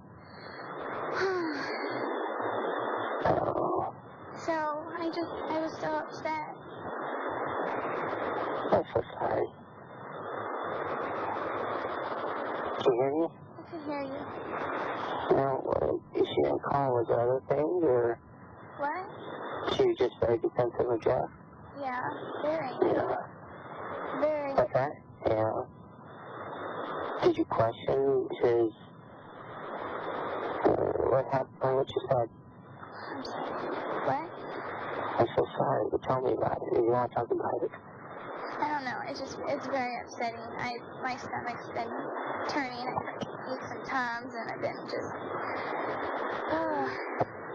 upset about it. My dad called, and I was like, he said, so are you guys coming over? And I said, asked if Ava and Jeff were coming over, and I said, I don't really care at this point. And he said, I asked what was going on, and so I gave him an earful, and yeah, I'm very upset. I mean, I don't even know if, I have no desire to talk to her for some time. Oh, that's so sweet. Well, the hard part is, Iona. Yeah. So, I don't. Yeah, she don't deserve that. So anyhow, I'm still just not okay with it. Yeah. You're worried about her, huh? About my sister? No, about her, huh?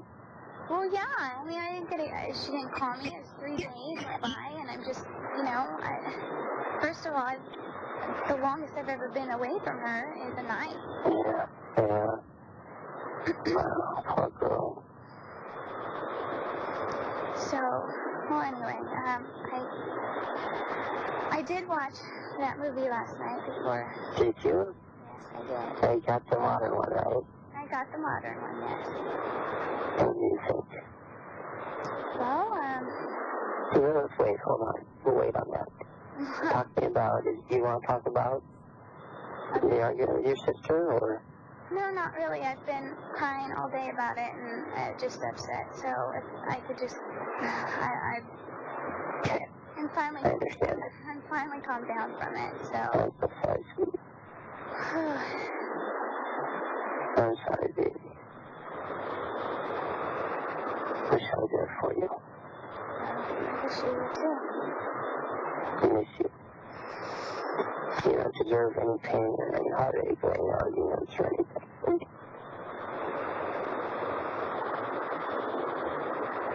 So then why don't you tell me something good? I'm going to tell you how wonderful you are. That's pretty easy to do. How thoughtful you are. How amazing. I always call you, I tell you you're special. And it's just not big enough word for it.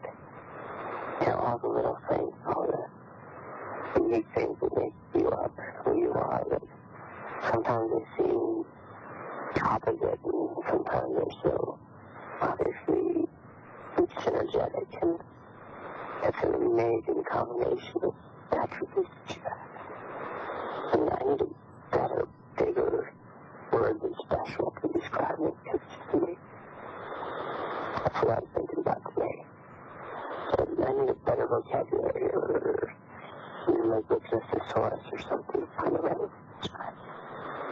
It's like, as you cross the word eclectic and special and thoughtful, caring is not even like what's the word used in the Bible for love, agape. For what? Agape. Agape. You should cross it when you first in Lord's love. If you cross agape, it's special and eclectic. I think would be close. There's no word to describe it. That's all I thought about today, was somehow to describe it. And it will take forever. Just tell them about the nuances, how wonderful you are, the different little things you do, and just the energy you put out.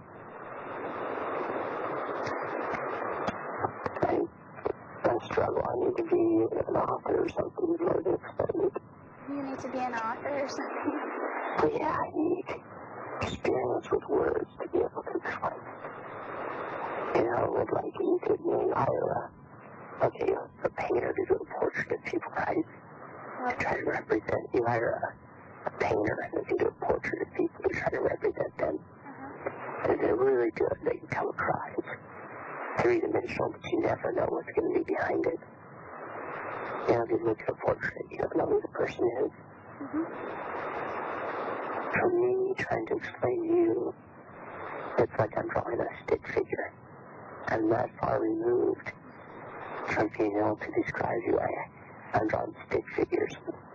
Maybe an author who's trained with language could give us a color picture.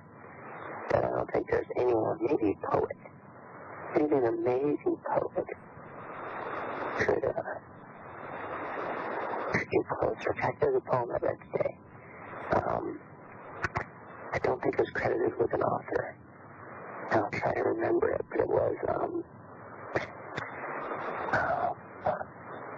under the, I can't remember the exact words, but let me tell you the idea, okay? And I'll get the exact words and I'll tell you those tomorrow, here tomorrow, because it's right there. But it was, we huddle under a large tree round with ivy, with a storm raging around us. The only thing keeping me grounded are my hands on your waist. That was the idea. The words are different. I'll have the exact words for you, but I really found that referred to today. I may be silly, but what's that? Just so you've been thinking a lot about me. Yeah, I talked it today.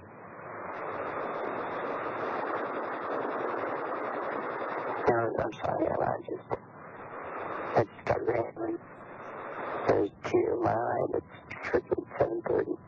But tell me, you saw the movie? Do I what? Were you into the movie? Yeah, I rented the movie. Yeah. Tell me what you thought.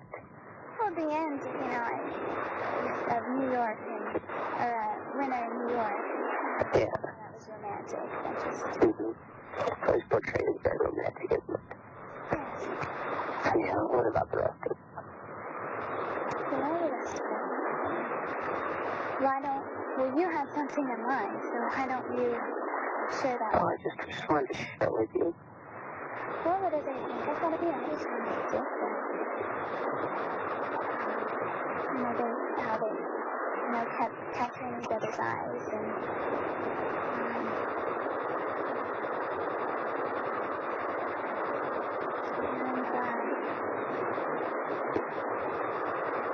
you know, there was just something about the way you looked at it. Yeah.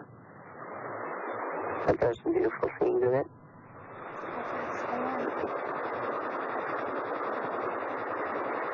Good. Something you enjoyed or not? I enjoyed it. You know, when you asked me to watch it, I thought, you know, you would talk to me about it later. I just thought, well, you know, except just being part of them being in New York, that was... Yeah. Yeah, okay, it's a little corny. To the end part. you gotta hit that. Okay, but... I've seen parts of it before, years ago. Yeah. I remember the end, so, or with, you know, him coming to and all the, you know, how that all came about. I thought that was really I've seen that. That's the one part I remember of the movie, was that, him coming to her. Oh, really? It's funny, I remember different parts of that. Well, you know, from the first time I had watched, I don't think I watched it straight through before. Yeah. But that is kind of a beautiful part now I think about it. Yeah, okay, it's a little corny, but I mean, like how her pride kind of kept her away. Right. Did you interpret it that way or no? Well, yeah, I probably kept her away because she wanted to walk with me. Yeah. I said that was. So what part? I said that was, but her pride kept her away. I think so. Yeah, totally accepting. You know. I'm not supposed to be cheered up in the morning, am I? Yes, I would think so. That's okay? Yeah. To be cheery in the morning? Isn't that when you're supposed to be the most cheery? Oh, no. I didn't say cheery. Or would you say? I said teary. Like my eyes are teared up. Like Oh, cheery. when I was talking, I was rambling on about how to describe you as teary now. Before that, when you were telling me, I was tearing up. You're teary. Yeah. So you're teary because of me? Oh, it's not like, I mean, there are different emotions. I'm very sad that I don't, can't do that to you. You're having the argument, but then when I try to describe you and feel a smile on my face.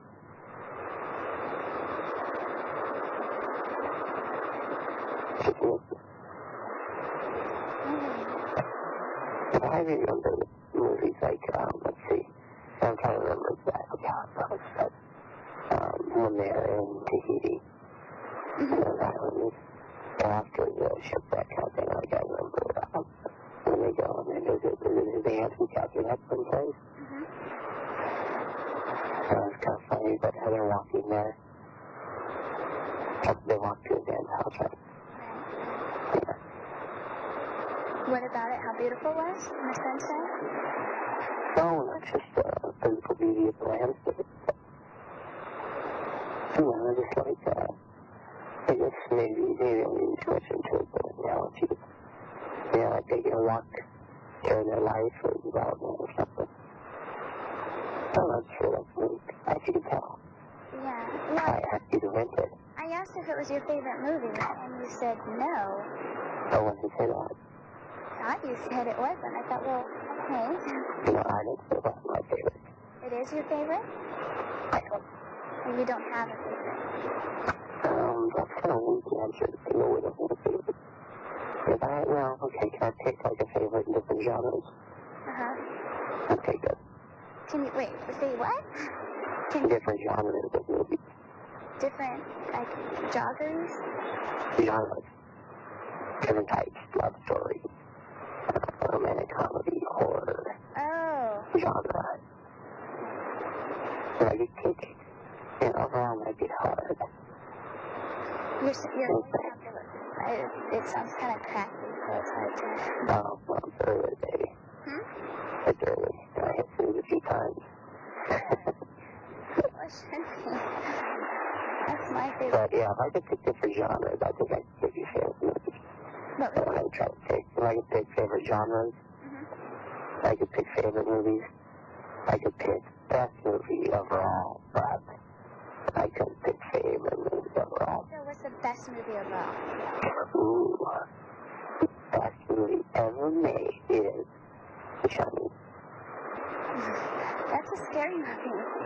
but it is the best movie ever made. I think you had mentioned that once before. Did I? It so scares the hell out of me. It was on, well, I think that's why I thought you brought it up. It had been on one time or something. I don't know, that's scary. The whole red rum and bathtub, that's scary. The two twins just about. What? The twins The sleep? twins freak me out. I really don't want to talk about that movie before I go to bed. I saw Austin Powers on the plane. Huh? I saw Austin Powers 3 on the plane. I'll talk about that one. Okay, I've never seen it, so... And I was thinking that he gets the kid out. Well, not just get out, but he's got the plane. That's why I went, freak me out, baby. No. So that's the best. What's the best movie ever made in your opinion? Or I've been came out real fast in the thing. What was that? I've been asking the best movie ever made in your opinion. In your opinion? Or, in my opinion? Your opinion, yes.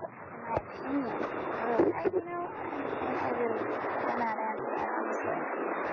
Okay, how about if I give you a genre? What? What are you saying, John? I still don't know what you're saying. Genre? G-E-N-R-E? John? Type of movie. Genre. I never heard that before. Okay, that just means like different type. Okay. So if I gave you romantic comedy, what would be the best and what would be your favorite in that genre? I don't know. I'd have to hear some examples because I don't know. I don't know. Okay, romantic comedy. Is that romantic comedy? Yeah. Pretty Oh, definitely. Definitely. I like it. When Harry Met Sally, Yeah. Pretty Woman, Sleepless in Seattle, I guess, would be one. It's all modern. So you're a romantic or a love drama or a love comedy fanatic? No, not at all. I'm not an action film fanatic, I know that much. I would like to think that I am a intelligent film fanatic. Not calling myself intelligent. Calling the movies that I enjoy something you have to think about.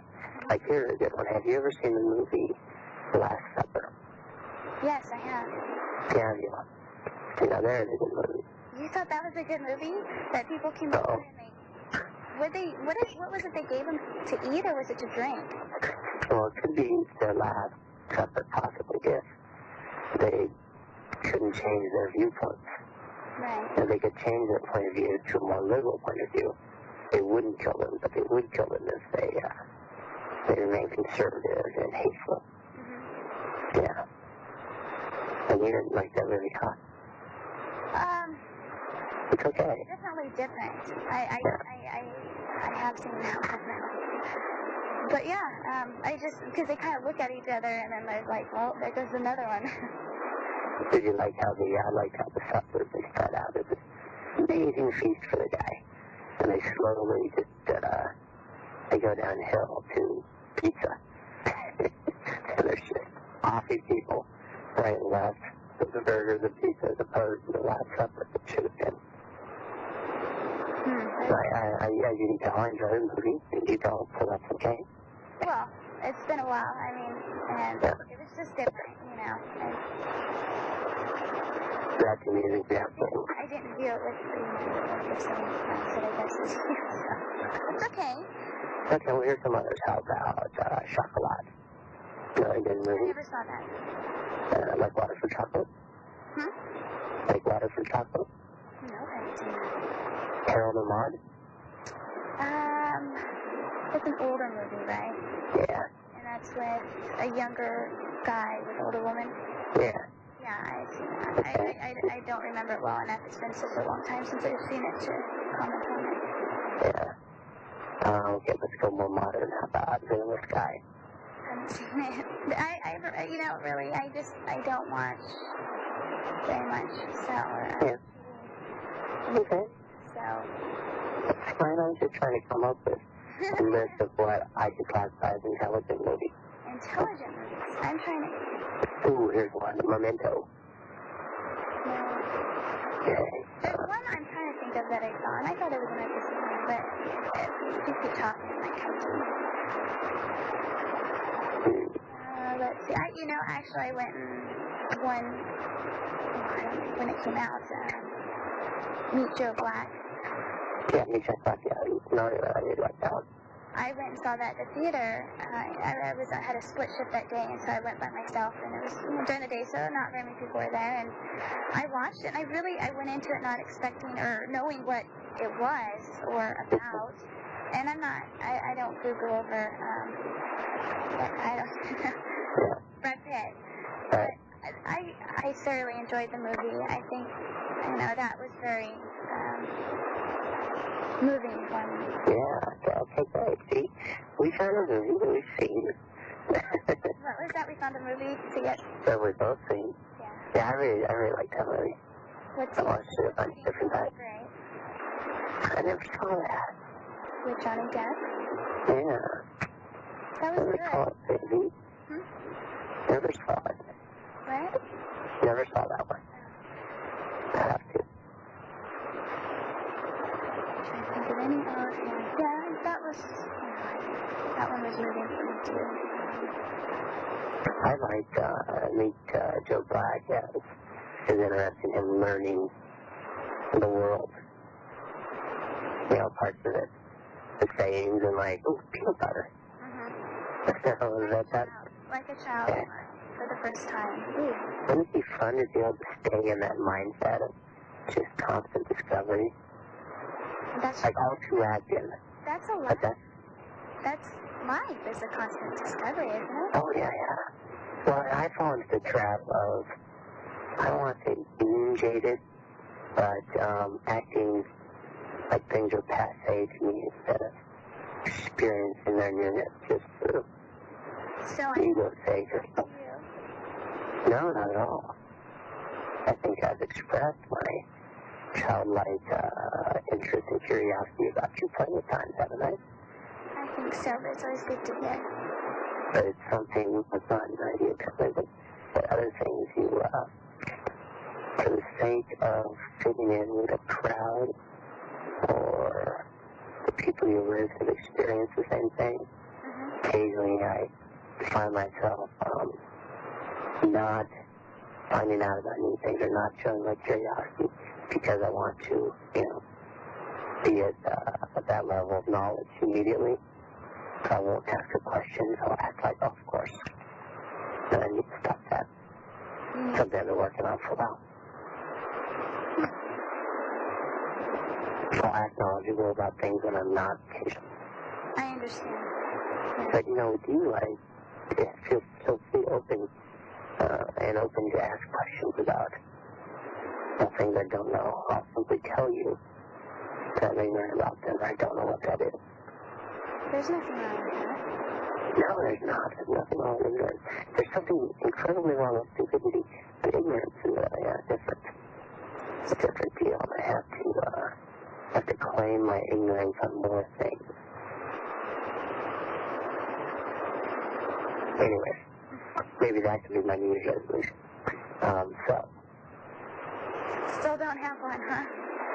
No, I thought of a great one. What? How great could it be, huh? I forgot what it was. You know, for as long as it's taken you, it should be pretty damn Oh, it's gotta be one hell of a good one, huh? That's right. I couldn't be it. It was, so, you know what I had to do with, like, remember we were driving and I didn't answer you guys' call? What was that? We called once we were driving somewhere, and I didn't answer a phone call. Well, I think we were driving from the market after we had lunch to your house. But anyways, I didn't answer a phone call because I didn't want to deal with him.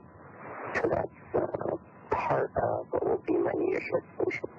what's Is to deal with things that are irritable immediately or, ridiculous immediately.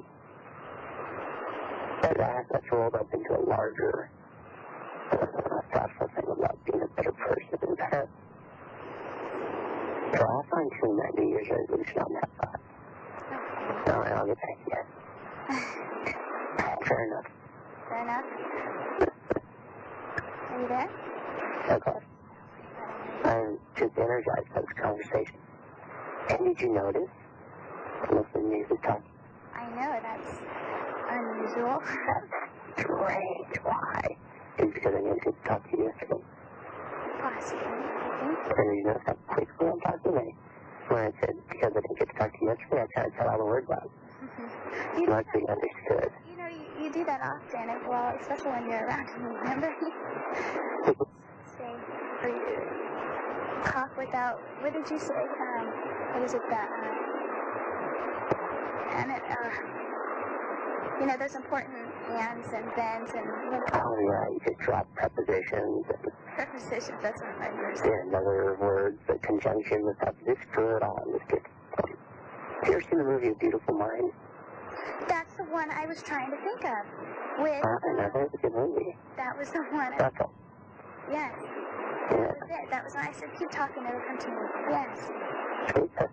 Do you recall there's one scene in the bar, and he just goes up to this girl and something like he said to her, I'm not sure what to say.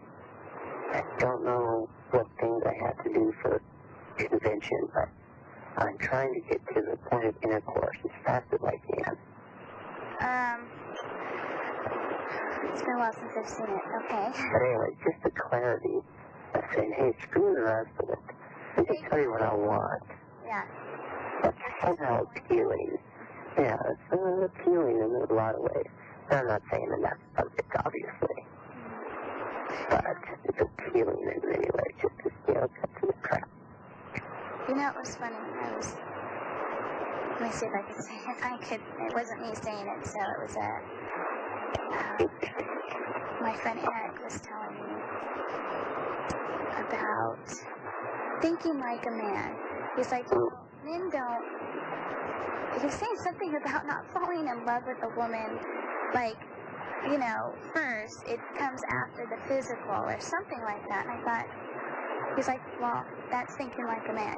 Women, they fall and, it doesn't necessarily have to go into the physical first. I don't know, how much truth there is into that, but I don't know why that just popped in my head. Well, it makes sense. I bet that. I bet that when we get to a point further on the road of that, falling in love spectrum, and then, before, physical involvement. But that's true. I think it takes time. I mean, I don't know. Do you believe in love at first sight?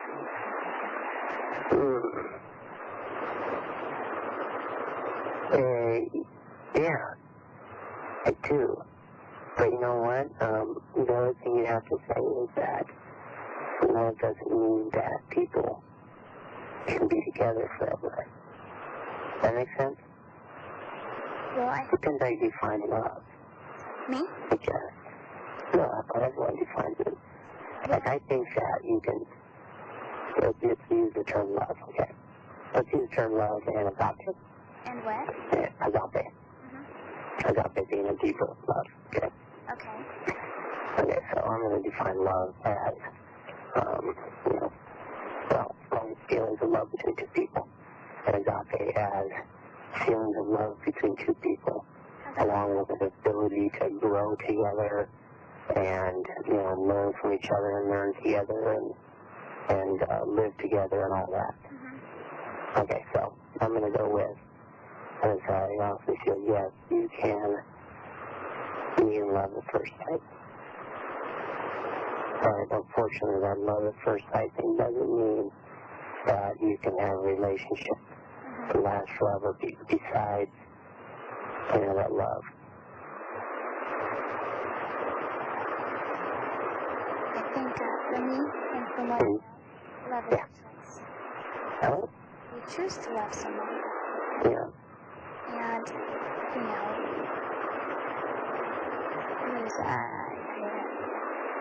it may come to me too, that love is patient, love is kind, love is, non-righteous. There's a list, and I don't know if it's in the Bible. I've seen it, I've come across it many times, but love is not jealous. Keeping track of past whatever, but so that's something I always keep in mind. Is the things that involve in those things, and if there's any of them lacking, that's the area I need to work harder on. With me, for me, trust, of course, has been brought up before, more than once, and for me to be able to feel, to say that or whatever else, I have to know that I'd be able to feel that in my heart. Or even a little jealousy. Some people say, oh, that's good, but I think that... Yeah, that's a weird one to me. Huh? That's a weird one to me. I think lots of people want their lover or loved one to be jealous. Yeah, I have mixed about that. It's just, one, it'll go for, well, that person, they show that, their genuine commitment to you, or maybe that's not the right word, but at the same time, that trust needs to go up. If that trust is there, then jealousy shouldn't be an issue, right? So, it's kind of those two kind of weigh together. Yeah. Do you think that women in general, not you, for instance, let's say that, you and your man are walking down the street and, a guy whistles at you.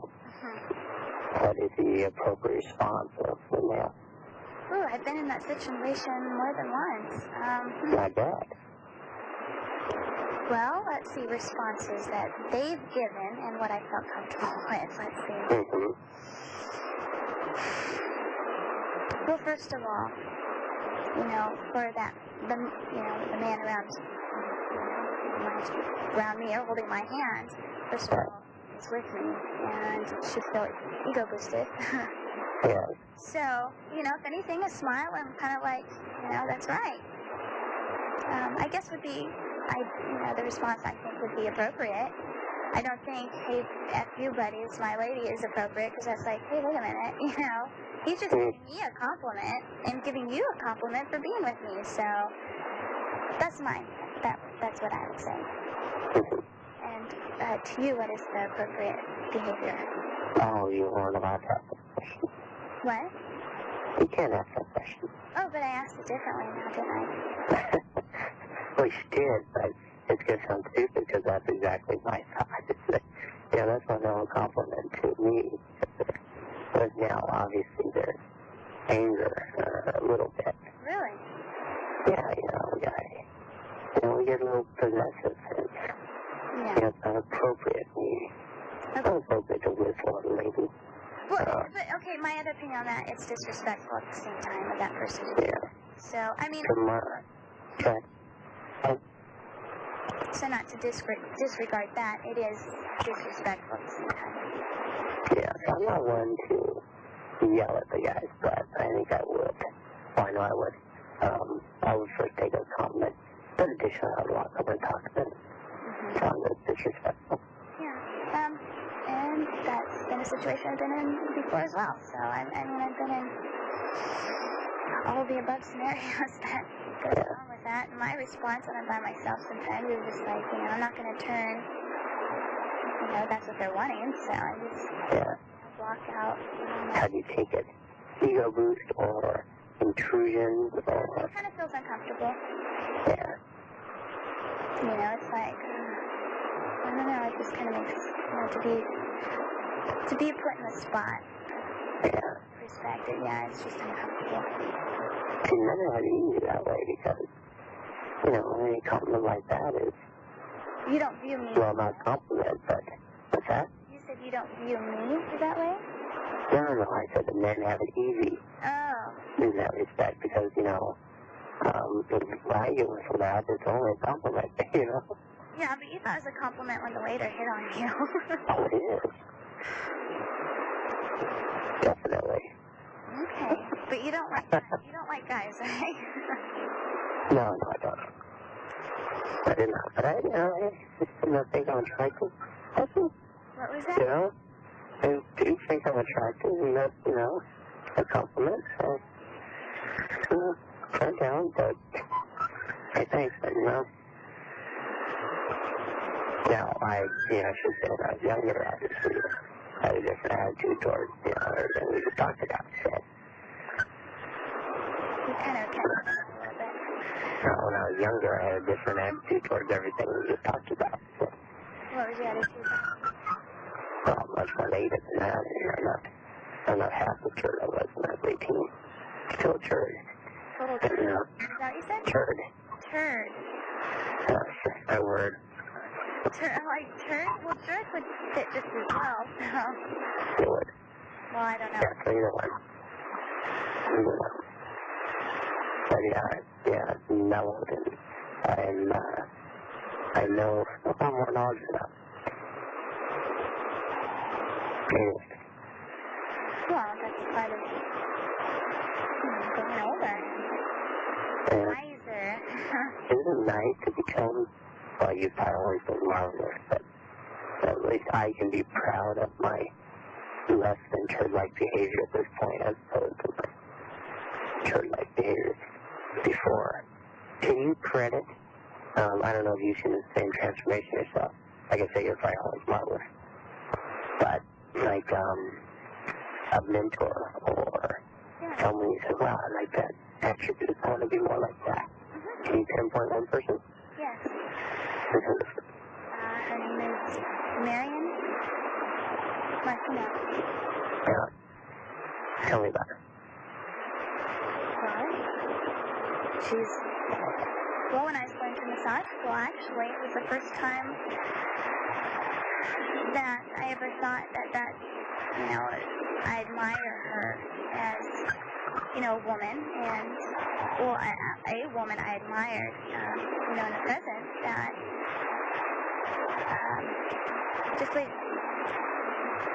just her whole self, and I can remember just specifically thinking that I admire her, just because of,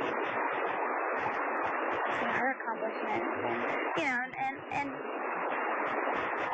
also, you know, my instructor, and I look at her as my mentor, and I mean, I don't know her to elaborate any more on that, but that's her name's Marion. Did you see mostly professional or a career? Yes. Okay. What do you want to achieve? Thank you. Who's your mentor? Yeah, I can pinpoint one guy. And who's your mentor? That it was, as opposed to career and those kinds of things, it was the kind that I think really changed my life. Hugh Gerhardt. Who's His good? name. Yeah. Who's that? He was volleyball coach at school. Arizona State, where I went. And I assisted him. And, yeah, he changed absolutely who I am. How's that? So much for the positive. It's amazing. So I had to. How long ago? Yeah, I don't think I ever got to thank him. How long ago did you look up to him as your mentor? Oh, well, it was in 1990. 1990? 90 and 91. Huh, that was a while. But you know what? More so recent for me. That's what you're Yeah. But you know what? It's like 5 years later, I'm still making changes in myself to be more like you. To be more like who? You. You. Okay. That's a tough one to say on a mobile phone. I know, it sounds like you're saying you, and I'm like, what? You. Me? No, I haven't known you for 5 years. There are things I've told you. You've changed how I am. Well, I know you did before. People a year ago probably thought, would say I'm an asshole, but, how Well, we'll backpedal like 7 years. what was that? Let's backpedal to like 7 years ago. Maybe I said a year, but I think people like me a year ago. That you're an asshole? Well, a year ago. 7 years ago, yeah. Yeah. And Yeah, so. people now see you as, Oh, I don't know. I told you that I want people to see me as. and what do you want people to see you as? No, I told you. Ooh. Oh, the answer is. So, yeah, I hope, I don't know. I think people see me as closer to what I want, and it's amazing we both gone through transformations like that. What percentage of the population do you think has? Has what? Well, you can see people, good or bad, that you knew when you were like, let's say 12 to 16 years old, and they haven't changed a bit. How many people do I know? Well, I'm talking about percentages, and then you look at people like us, and I think that no one would recognize us based on behavior or attitude who knew us when we were in that age range, 12 to 16, versus who we are now. I'd agree with that. So, do you think you and I, that you is 20% of the population, or is it higher? Do what? You and I and the rest of us who can't be recognized from when we were that age based on attitude and stuff, a large percent of the population or a smaller percent? Do you think most people haven't changed, or most people have? Most people have. Really? Yeah. I don't know. That's a, okay, so not a physical, but a... Yeah, like, I'm physically the same throughout my life. I mean, I see people who haven't seen me in 25 years. Ooh, you look the same. Right. So... Well, for me... mentally, then. People mentally changed. Physically, that's hard to say. I mean, the people I've run into from high school, or I can't say elementary because I went to too many friends with them. So from high school, people I run into, they've all changed way to where I've had to take a second look. And I know even Moises, when I had seen him for 2 years, he put on like 60 pounds. I didn't recognize him. Right. So. But I'm talking just about like attitude. Attitude just depends on how life treats an individual. So, I mean, that's all individual. Do you think change or attitude change? Most, no. I don't. No. Do you? Yeah, I don't know. I think it's very small. Because most people I see are exactly the same mentally. But you think you've changed quite a bit. You're not... What's that? I said, but you've changed quite a bit because you're not an asshole. Oh, yeah, God, you're lucky. Huh? You're lucky. Why am I lucky? I changed.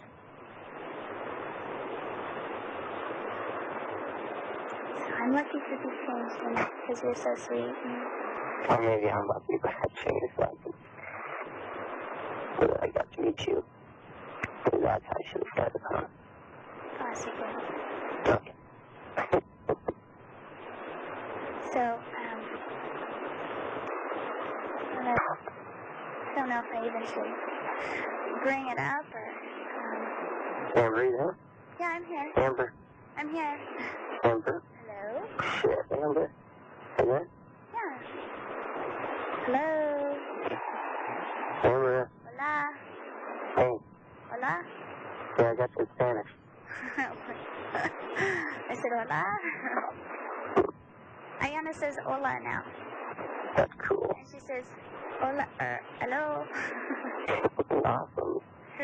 She got a little Dora the Explorer doll that speaks Spanish, a little Spanish and English.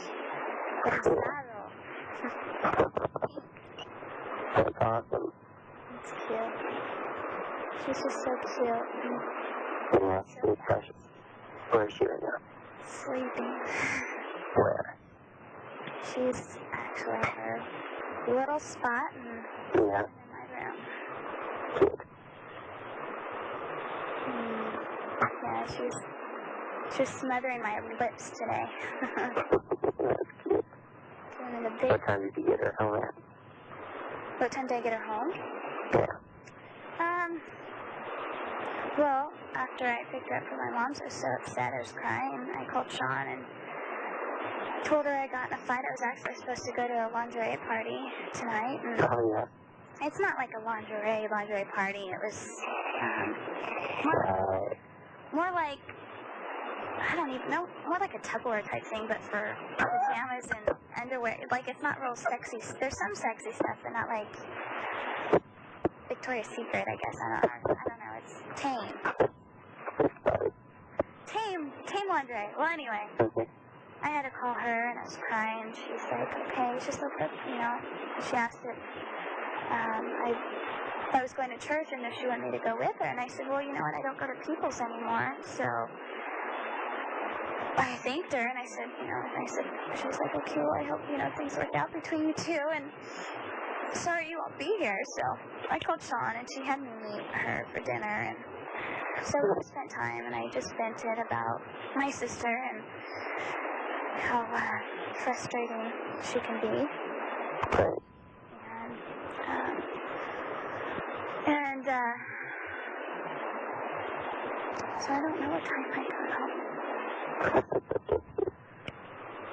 But afterwards, I felt, after I ate and everything else, my stomach had been so upset. I ate some Tums and feeling a lot better now than I did before.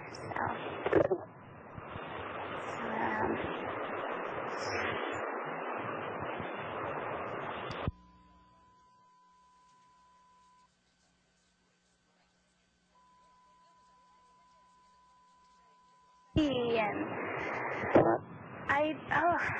it's just, when she tells me, I don't want it, or I want whatever it is she wants. I want milk, I want cheese, I want water. It's just so awesome. She's definitely, huh? Can't wait to hear it. Well, she said by the time he's here, you get to see her and you come back, she was going to be already so much bigger. Her hair is already grown so much. She cut 2 more molars. Yeah, wow. I noticed those had been coming in a couple weeks ago, and so she was drooling a little bit, which was kind of fun. So, you're coming back the 25th, huh?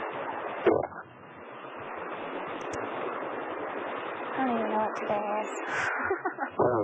Like the 5th or I something? think it's Friday. Oh no, it's not Friday, it's Saturday. Oh, Saturday. But today the client I worked on, it was one of the chiropractors across the way referred her, or she had been seeing Damien. He couldn't work on her today, so I worked on her, and she was still back with me, so that's good for me. Yeah, that's cool. So that's... I got massage today, too. Huh? I got massage today. You did? You keep cutting out. Hello? Hello?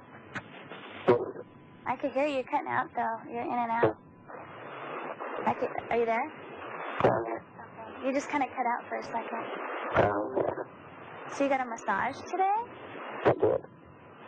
And how? Well, actually, last night. Here today. I know, like I said, that's so confusing and, Yeah. you know.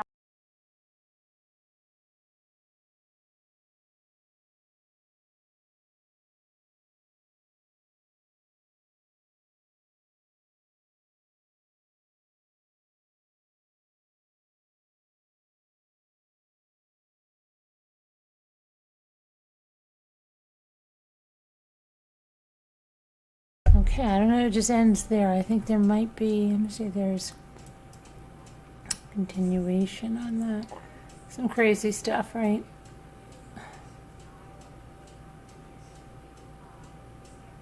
I want to hear if they have the... So that was... Where were we? N,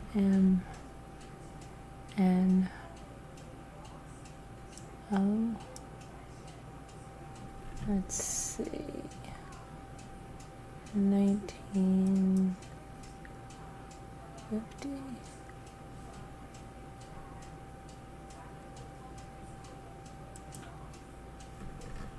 Hold on, this is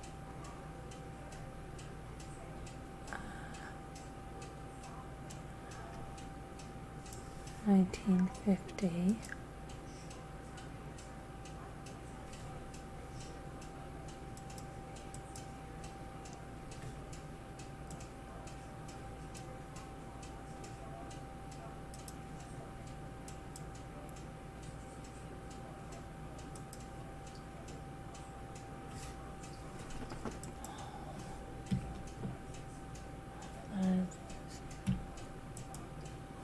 Okay, 1950. 190. Hold on a minute. We were in this 196. 196S. Hold on. Let me get 196S.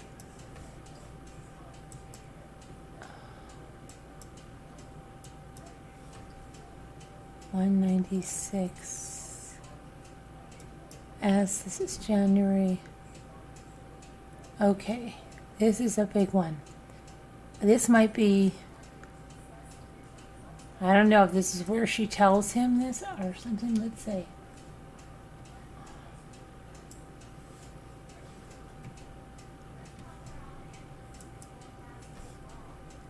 Well, Amber. yes. Amber. I'm here. I can hear you just fine. Okay. Thank you for answering. Well, I'm a little bit fumed right now. You should be. Are you driving? No.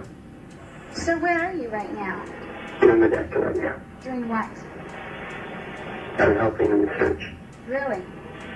Yeah. I'm putting out fires and helping in the search. Again, so why did you fall through or go ahead and meet me and have this date and do all these things with me and tell me all these things? Why? For what purpose did I serve in your life during this last month? Amber, you changed me since last month. You're so special and you're amazing. And I just... And so what, are you telling me your wife was not? I cannot explain it all to you.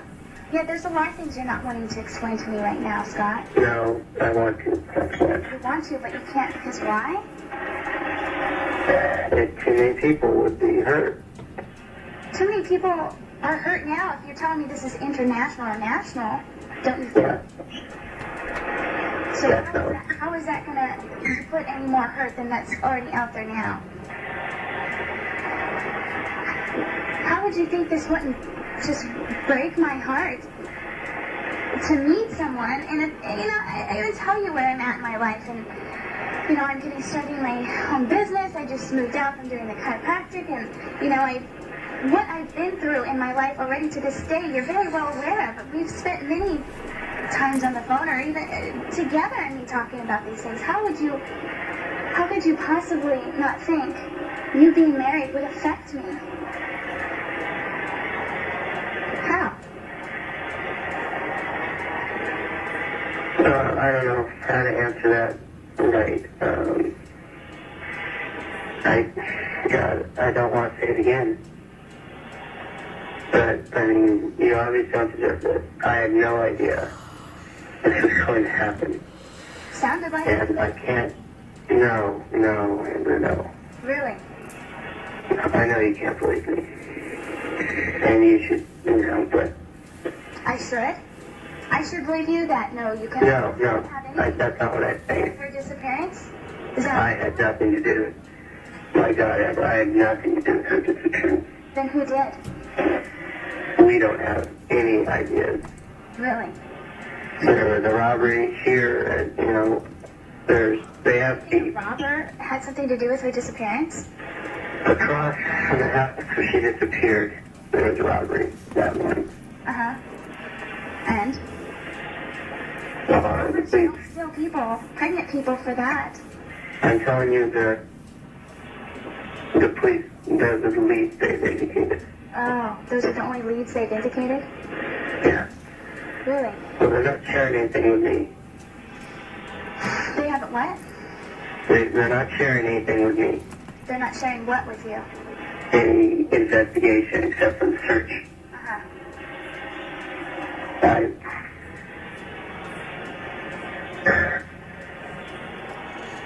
It's unbelievable, Scott. I know. All I could say is how sorry I am that you are being put through this. You know what? I'll give you a suggestion of a word of advice. Never apologize to someone on the phone. I should come down there tonight. You're gonna come down to my house tonight? No, I should have been. Really? And then what? You're gonna come to my house. This is no. and you've lied to me. time Amber, and no. again. Amber, no, I'm coming to your house tonight.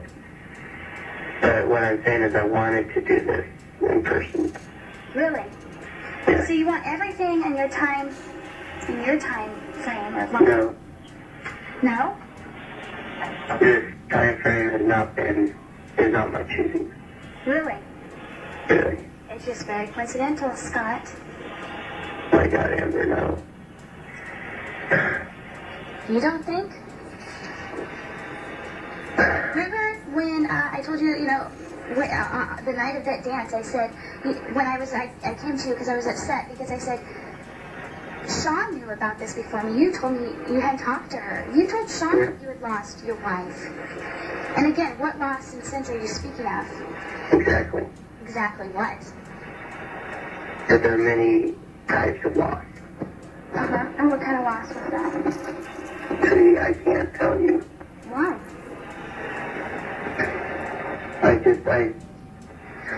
I can't ask you to trust me. I can't ask you to believe me. I can't tell you. And I will be able to in the future.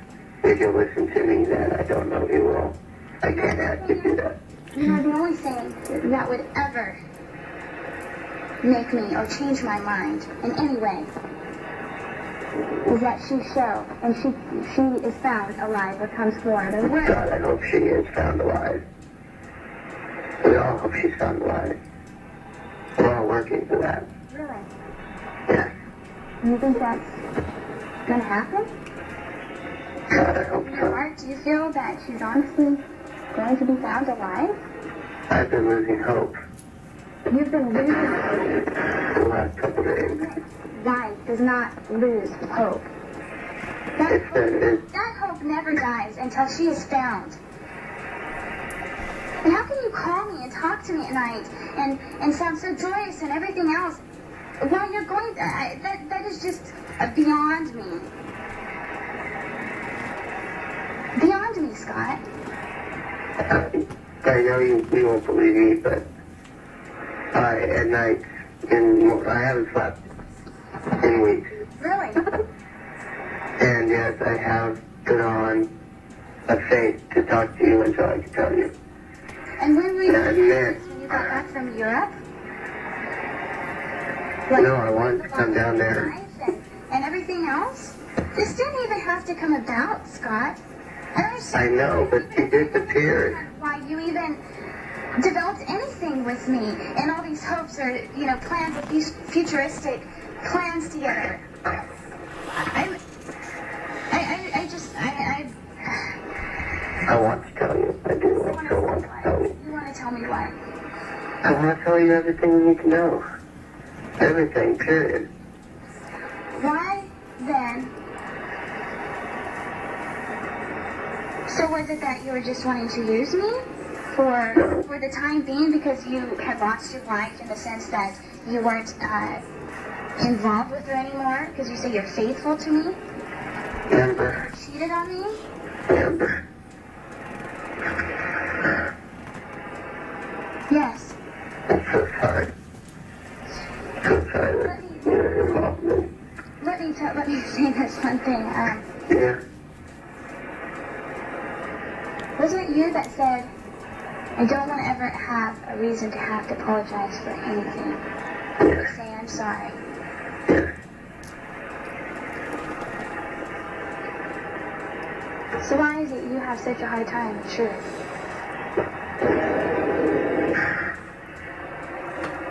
I don't think I knew that I lied to you and I hate myself for that. You didn't think you knew you lied to me? No. I have always told you the truth. Oh, really? With exceptions, obviously. Huh. Truth with exceptions, huh? That's a new one for my book. I know, I don't know how to phrase it, Amber. But know that everything I've ever said to you You said to me has been... yeah, but everything you said that portrayed that for you towards me, I can't, how can I take it? No, No, that can't be in there. that's not trust either. Really? I lied to you about travel, about where I am now. Well, And obviously, yes, I lied to you and about people when I said I hadn't been married. and that you don't want to have children, that the only child that you want or could see as having is one, and that would be my daughter, Iona. And we're together. What? Yes. Yes. All about knowing you have a baby on the way. Explain that to me. I cannot tell you everything. Why? Now, I can't tell you everything now.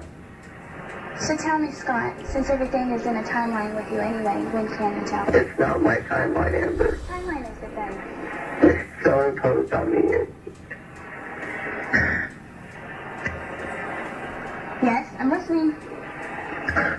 I don't know what to say. I mean, we can't. That would be a start. God, I wish I could tell you everything, Amber. Again. I wish I could tell you everything. Save your tears. I'm so sorry. So tell me why, another question for you, Scott. Tell me why I should not be afraid of you after learning. I'm not an evil person. You're not an evil person. I'm not. I would never hurt anyone. Really? You would never hurt anyone. No, I What are can't. you doing to me right now? You think I'm down in daisies right now? No, I know it, Amber. I know it. That's why I'm so weak. I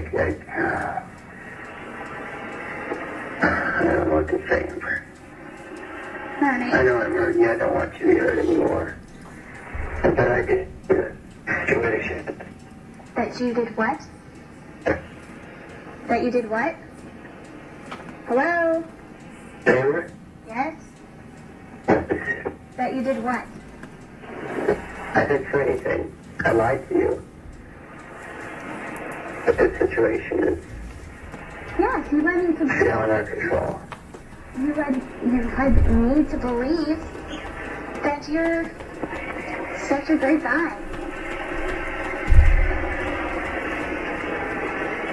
Someone that I could see as well as for you to be with and to enjoy life's experiences together. You think you're completely wrong? What? You think you're completely wrong about that? Do I think I'm completely wrong about what? No, what you just said. You've lost me. I know that I like you. Yes. And I'm trying. And with that, Do you know? the situation is so is? Is that what you just thought, oh well, no big deal, just another lost woman, it would just disappear? And then you would Oh my God, no, this is what. You would return from Europe, and you and I, of course, because you've talked about travel. Never. Oh, you didn't plan on wanting to move away with me? Isn't that what you were leading up to? And when you came back and returned, that you just hoped that I would put my trust in you, and that you would, whatever decisions you were going to make for Ayana and I, you would that I could say yes without question. Do you remember that conversation? Because I remember it very clearly. That was just after I confronted you about Sean's knowing of your wife. Yeah. Yes. Where was that leading to? I can't tell you everything now. I'm so sorry. I know, you told me that time and time again. I know, I don't want to say that again. So then why don't you just answer the question? I can't. I deserve, or at least that. Amber, you absolutely deserve that. You absolutely deserve it. You deserve so much more. There's a butt in there somewhere, isn't there, Scott? I can't right now. You know, I came to you with my friend Dave, and you said, oh, I'm afraid for you. Should I feel that way? Yeah? So should I be afraid of you? No. But you've lied to me as well about something so big. I lied to you, right? Yes. But you feared for me with him. I fear for your fit with him. Why? Why? Yes, why? The guy has hurt a woman. At least I wasn't having a relationship with him. This was a strict anonymous, not even anonymous, this was nothing. He has been physically abusive to a woman. You have to be careful of that. And he was nobody I had a relationship with. You and I, according to you, I'm your girlfriend. Is that not correct? Yes. Do you still feel that way? I think that my lie probably destroyed that. That your lie destroyed that. Okay, so how can you have a girlfriend, anyway? Trudy, you don't understand everything. You don't know everything. Oh, I don't know. I can listen. I won't say a word. I'm listening. Amber, yeah? Yes. Okay. What did you say? And I'm listening. Just tell the truth. And without I can't. I want to. what's stopping you? The situation's stopping me. The situation Yes. is stopping you. Yes.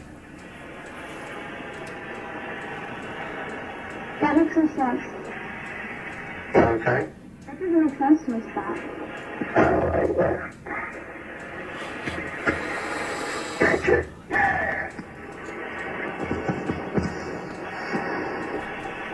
Amber? I'm here. I'm listening. Okay. Yeah, I lost you. I can't say anymore. Well, it can't get any worse. True. It's better than it is. Than it sounds. It's better than it is. Well, the situation is terrible. Laci is missing. Yes. We have been searching for 2 weeks for her, and we have very little to go on. Date missing? Christmas Eve. Really? Didn't I talk to you on Christmas Eve?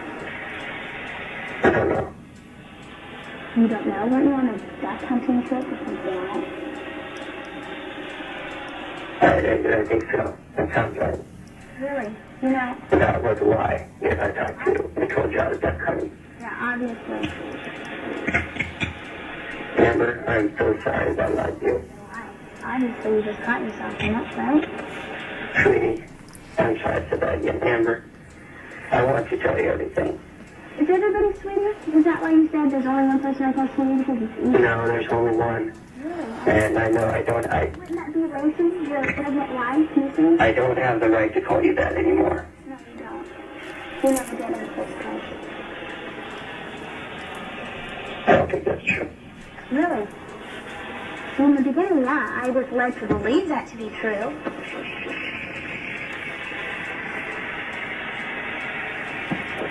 And all I can say is I'm sorry that I lied to you. I want to explain the entire situation to you, but I can't. So I have to get back On what, right? Which was January 25th? No, I'm not in Europe. Yeah, I know, obviously. So what's the importance of January 25th, Scott? It's just a date I picked, Amber. What? It's just a date that I picked. Oh, just to throw it out there so I have some futuristic hopes in seeing you soon. Preferably not on the news. Yeah. So you're telling me you didn't have a plan for Laci to be with you? Oh my God, no. Again, tell me the coincidences of your stories earlier this December. Amber, Yes. I can take all the media Yes. thinking I had something to do with this. Yes. And every day people coming up to me who don't know who I am when I'm out there passing out flyers and asking people and accusing me of having something to do with it. And nothing hurts as much as you just said that did. And I'm not blaming you. What? I'm just saying that you believing that I could have something to do with this. That hurts you more than your wife missing? No. I didn't say that. I said the people, the other people Yes. who think I'm guilty. I can handle that. Oh, but some of you can't handle that? It hurts more than you know. I'm hurting more than you right now. I know it.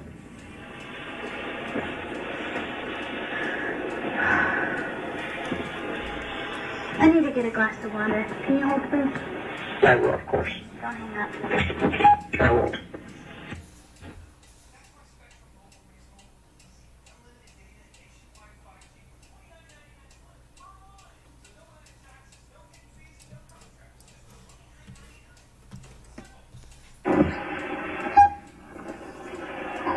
You there? Yeah.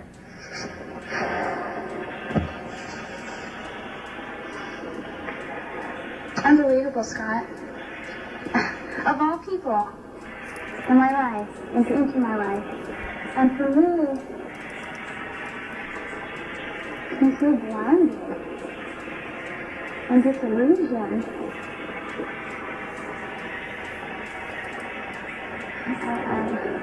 Please don't let my life change you. As little as you may not believe it, I know that you're wonderful. I think you know you're wonderful. Please don't let my life change who you are.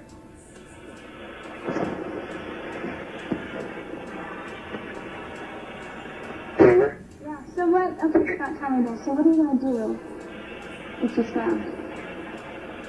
And what's... Say it again? So what are you going to do if she's found? I'm going to find her. You're We're going going to find her. We're going to find her. Who's we? All the volunteers we have, all the police, all the family. Okay, now, and then what's going to happen to me? Then you're just going to, oh, well, there's my wife. Oh, God, I thought, there's this, I lost her for so long, I can't lose her again. And then you guys resolve your relationship. And, what's your mindset then? Sweetie, we can't talk about this. Really? Yeah. So, I'm sorry, I said that again, Amber. No, I mean, we just can't talk about you this. can answer that, okay? So, I want to. That doesn't change it, but...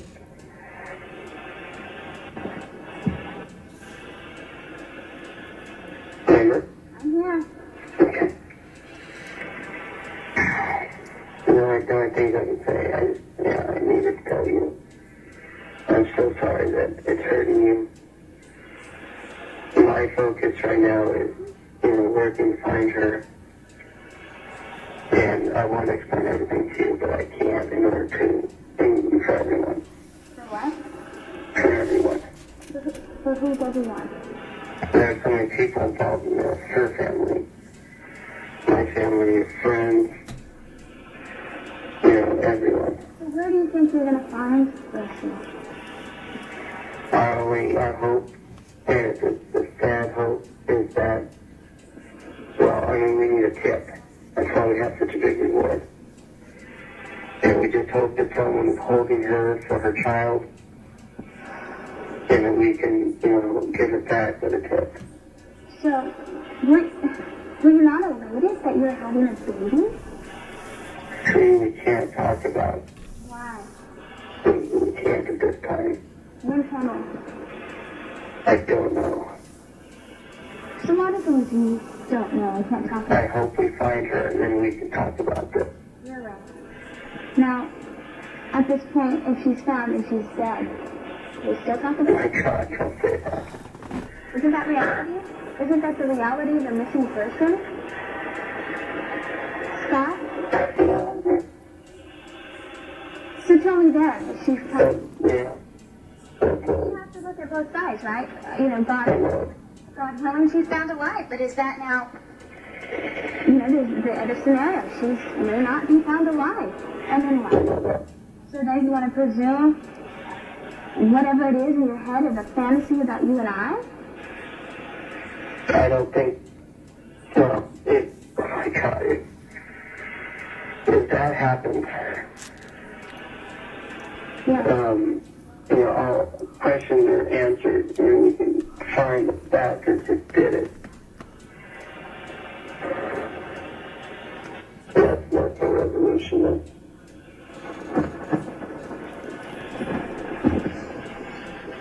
Okay, so now the other side. But then I could tell you everything after something like that. Really? Okay, so now Yeah. tell me the scenario when she's found alive. What's then is going to happen soon? And I could tell you everything. So either scenario, at which point, which one comes first at any point, then you could tell me everything? Yeah. But right now you can't. No. Interesting stuff. I really don't know the media has been around here, and We're gonna have to finish this tomorrow because I am falling asleep. So I'm going to start another Zoom and we'll go over some more of this tomorrow. May start the new Zoom.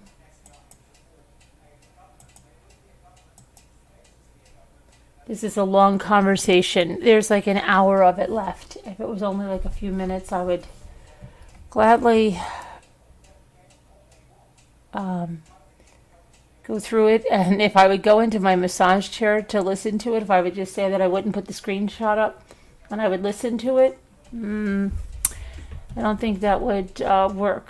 I am, because I'd fall asleep in there and then this live would be on until I got up. So let me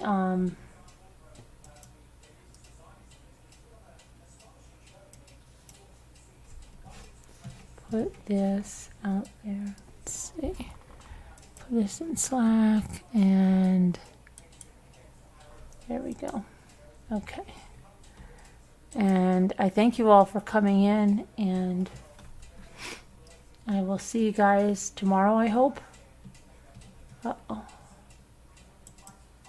I can't. Hold on, I have to get back to you guys. Oh, here comes Sharon.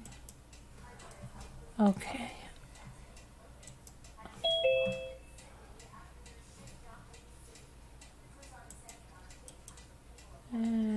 Anyway.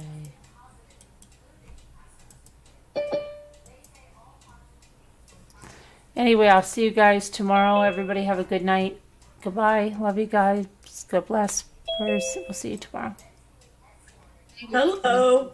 Hi. I have to shut this. I have my massage chair is calling. Okay. Bye, guys.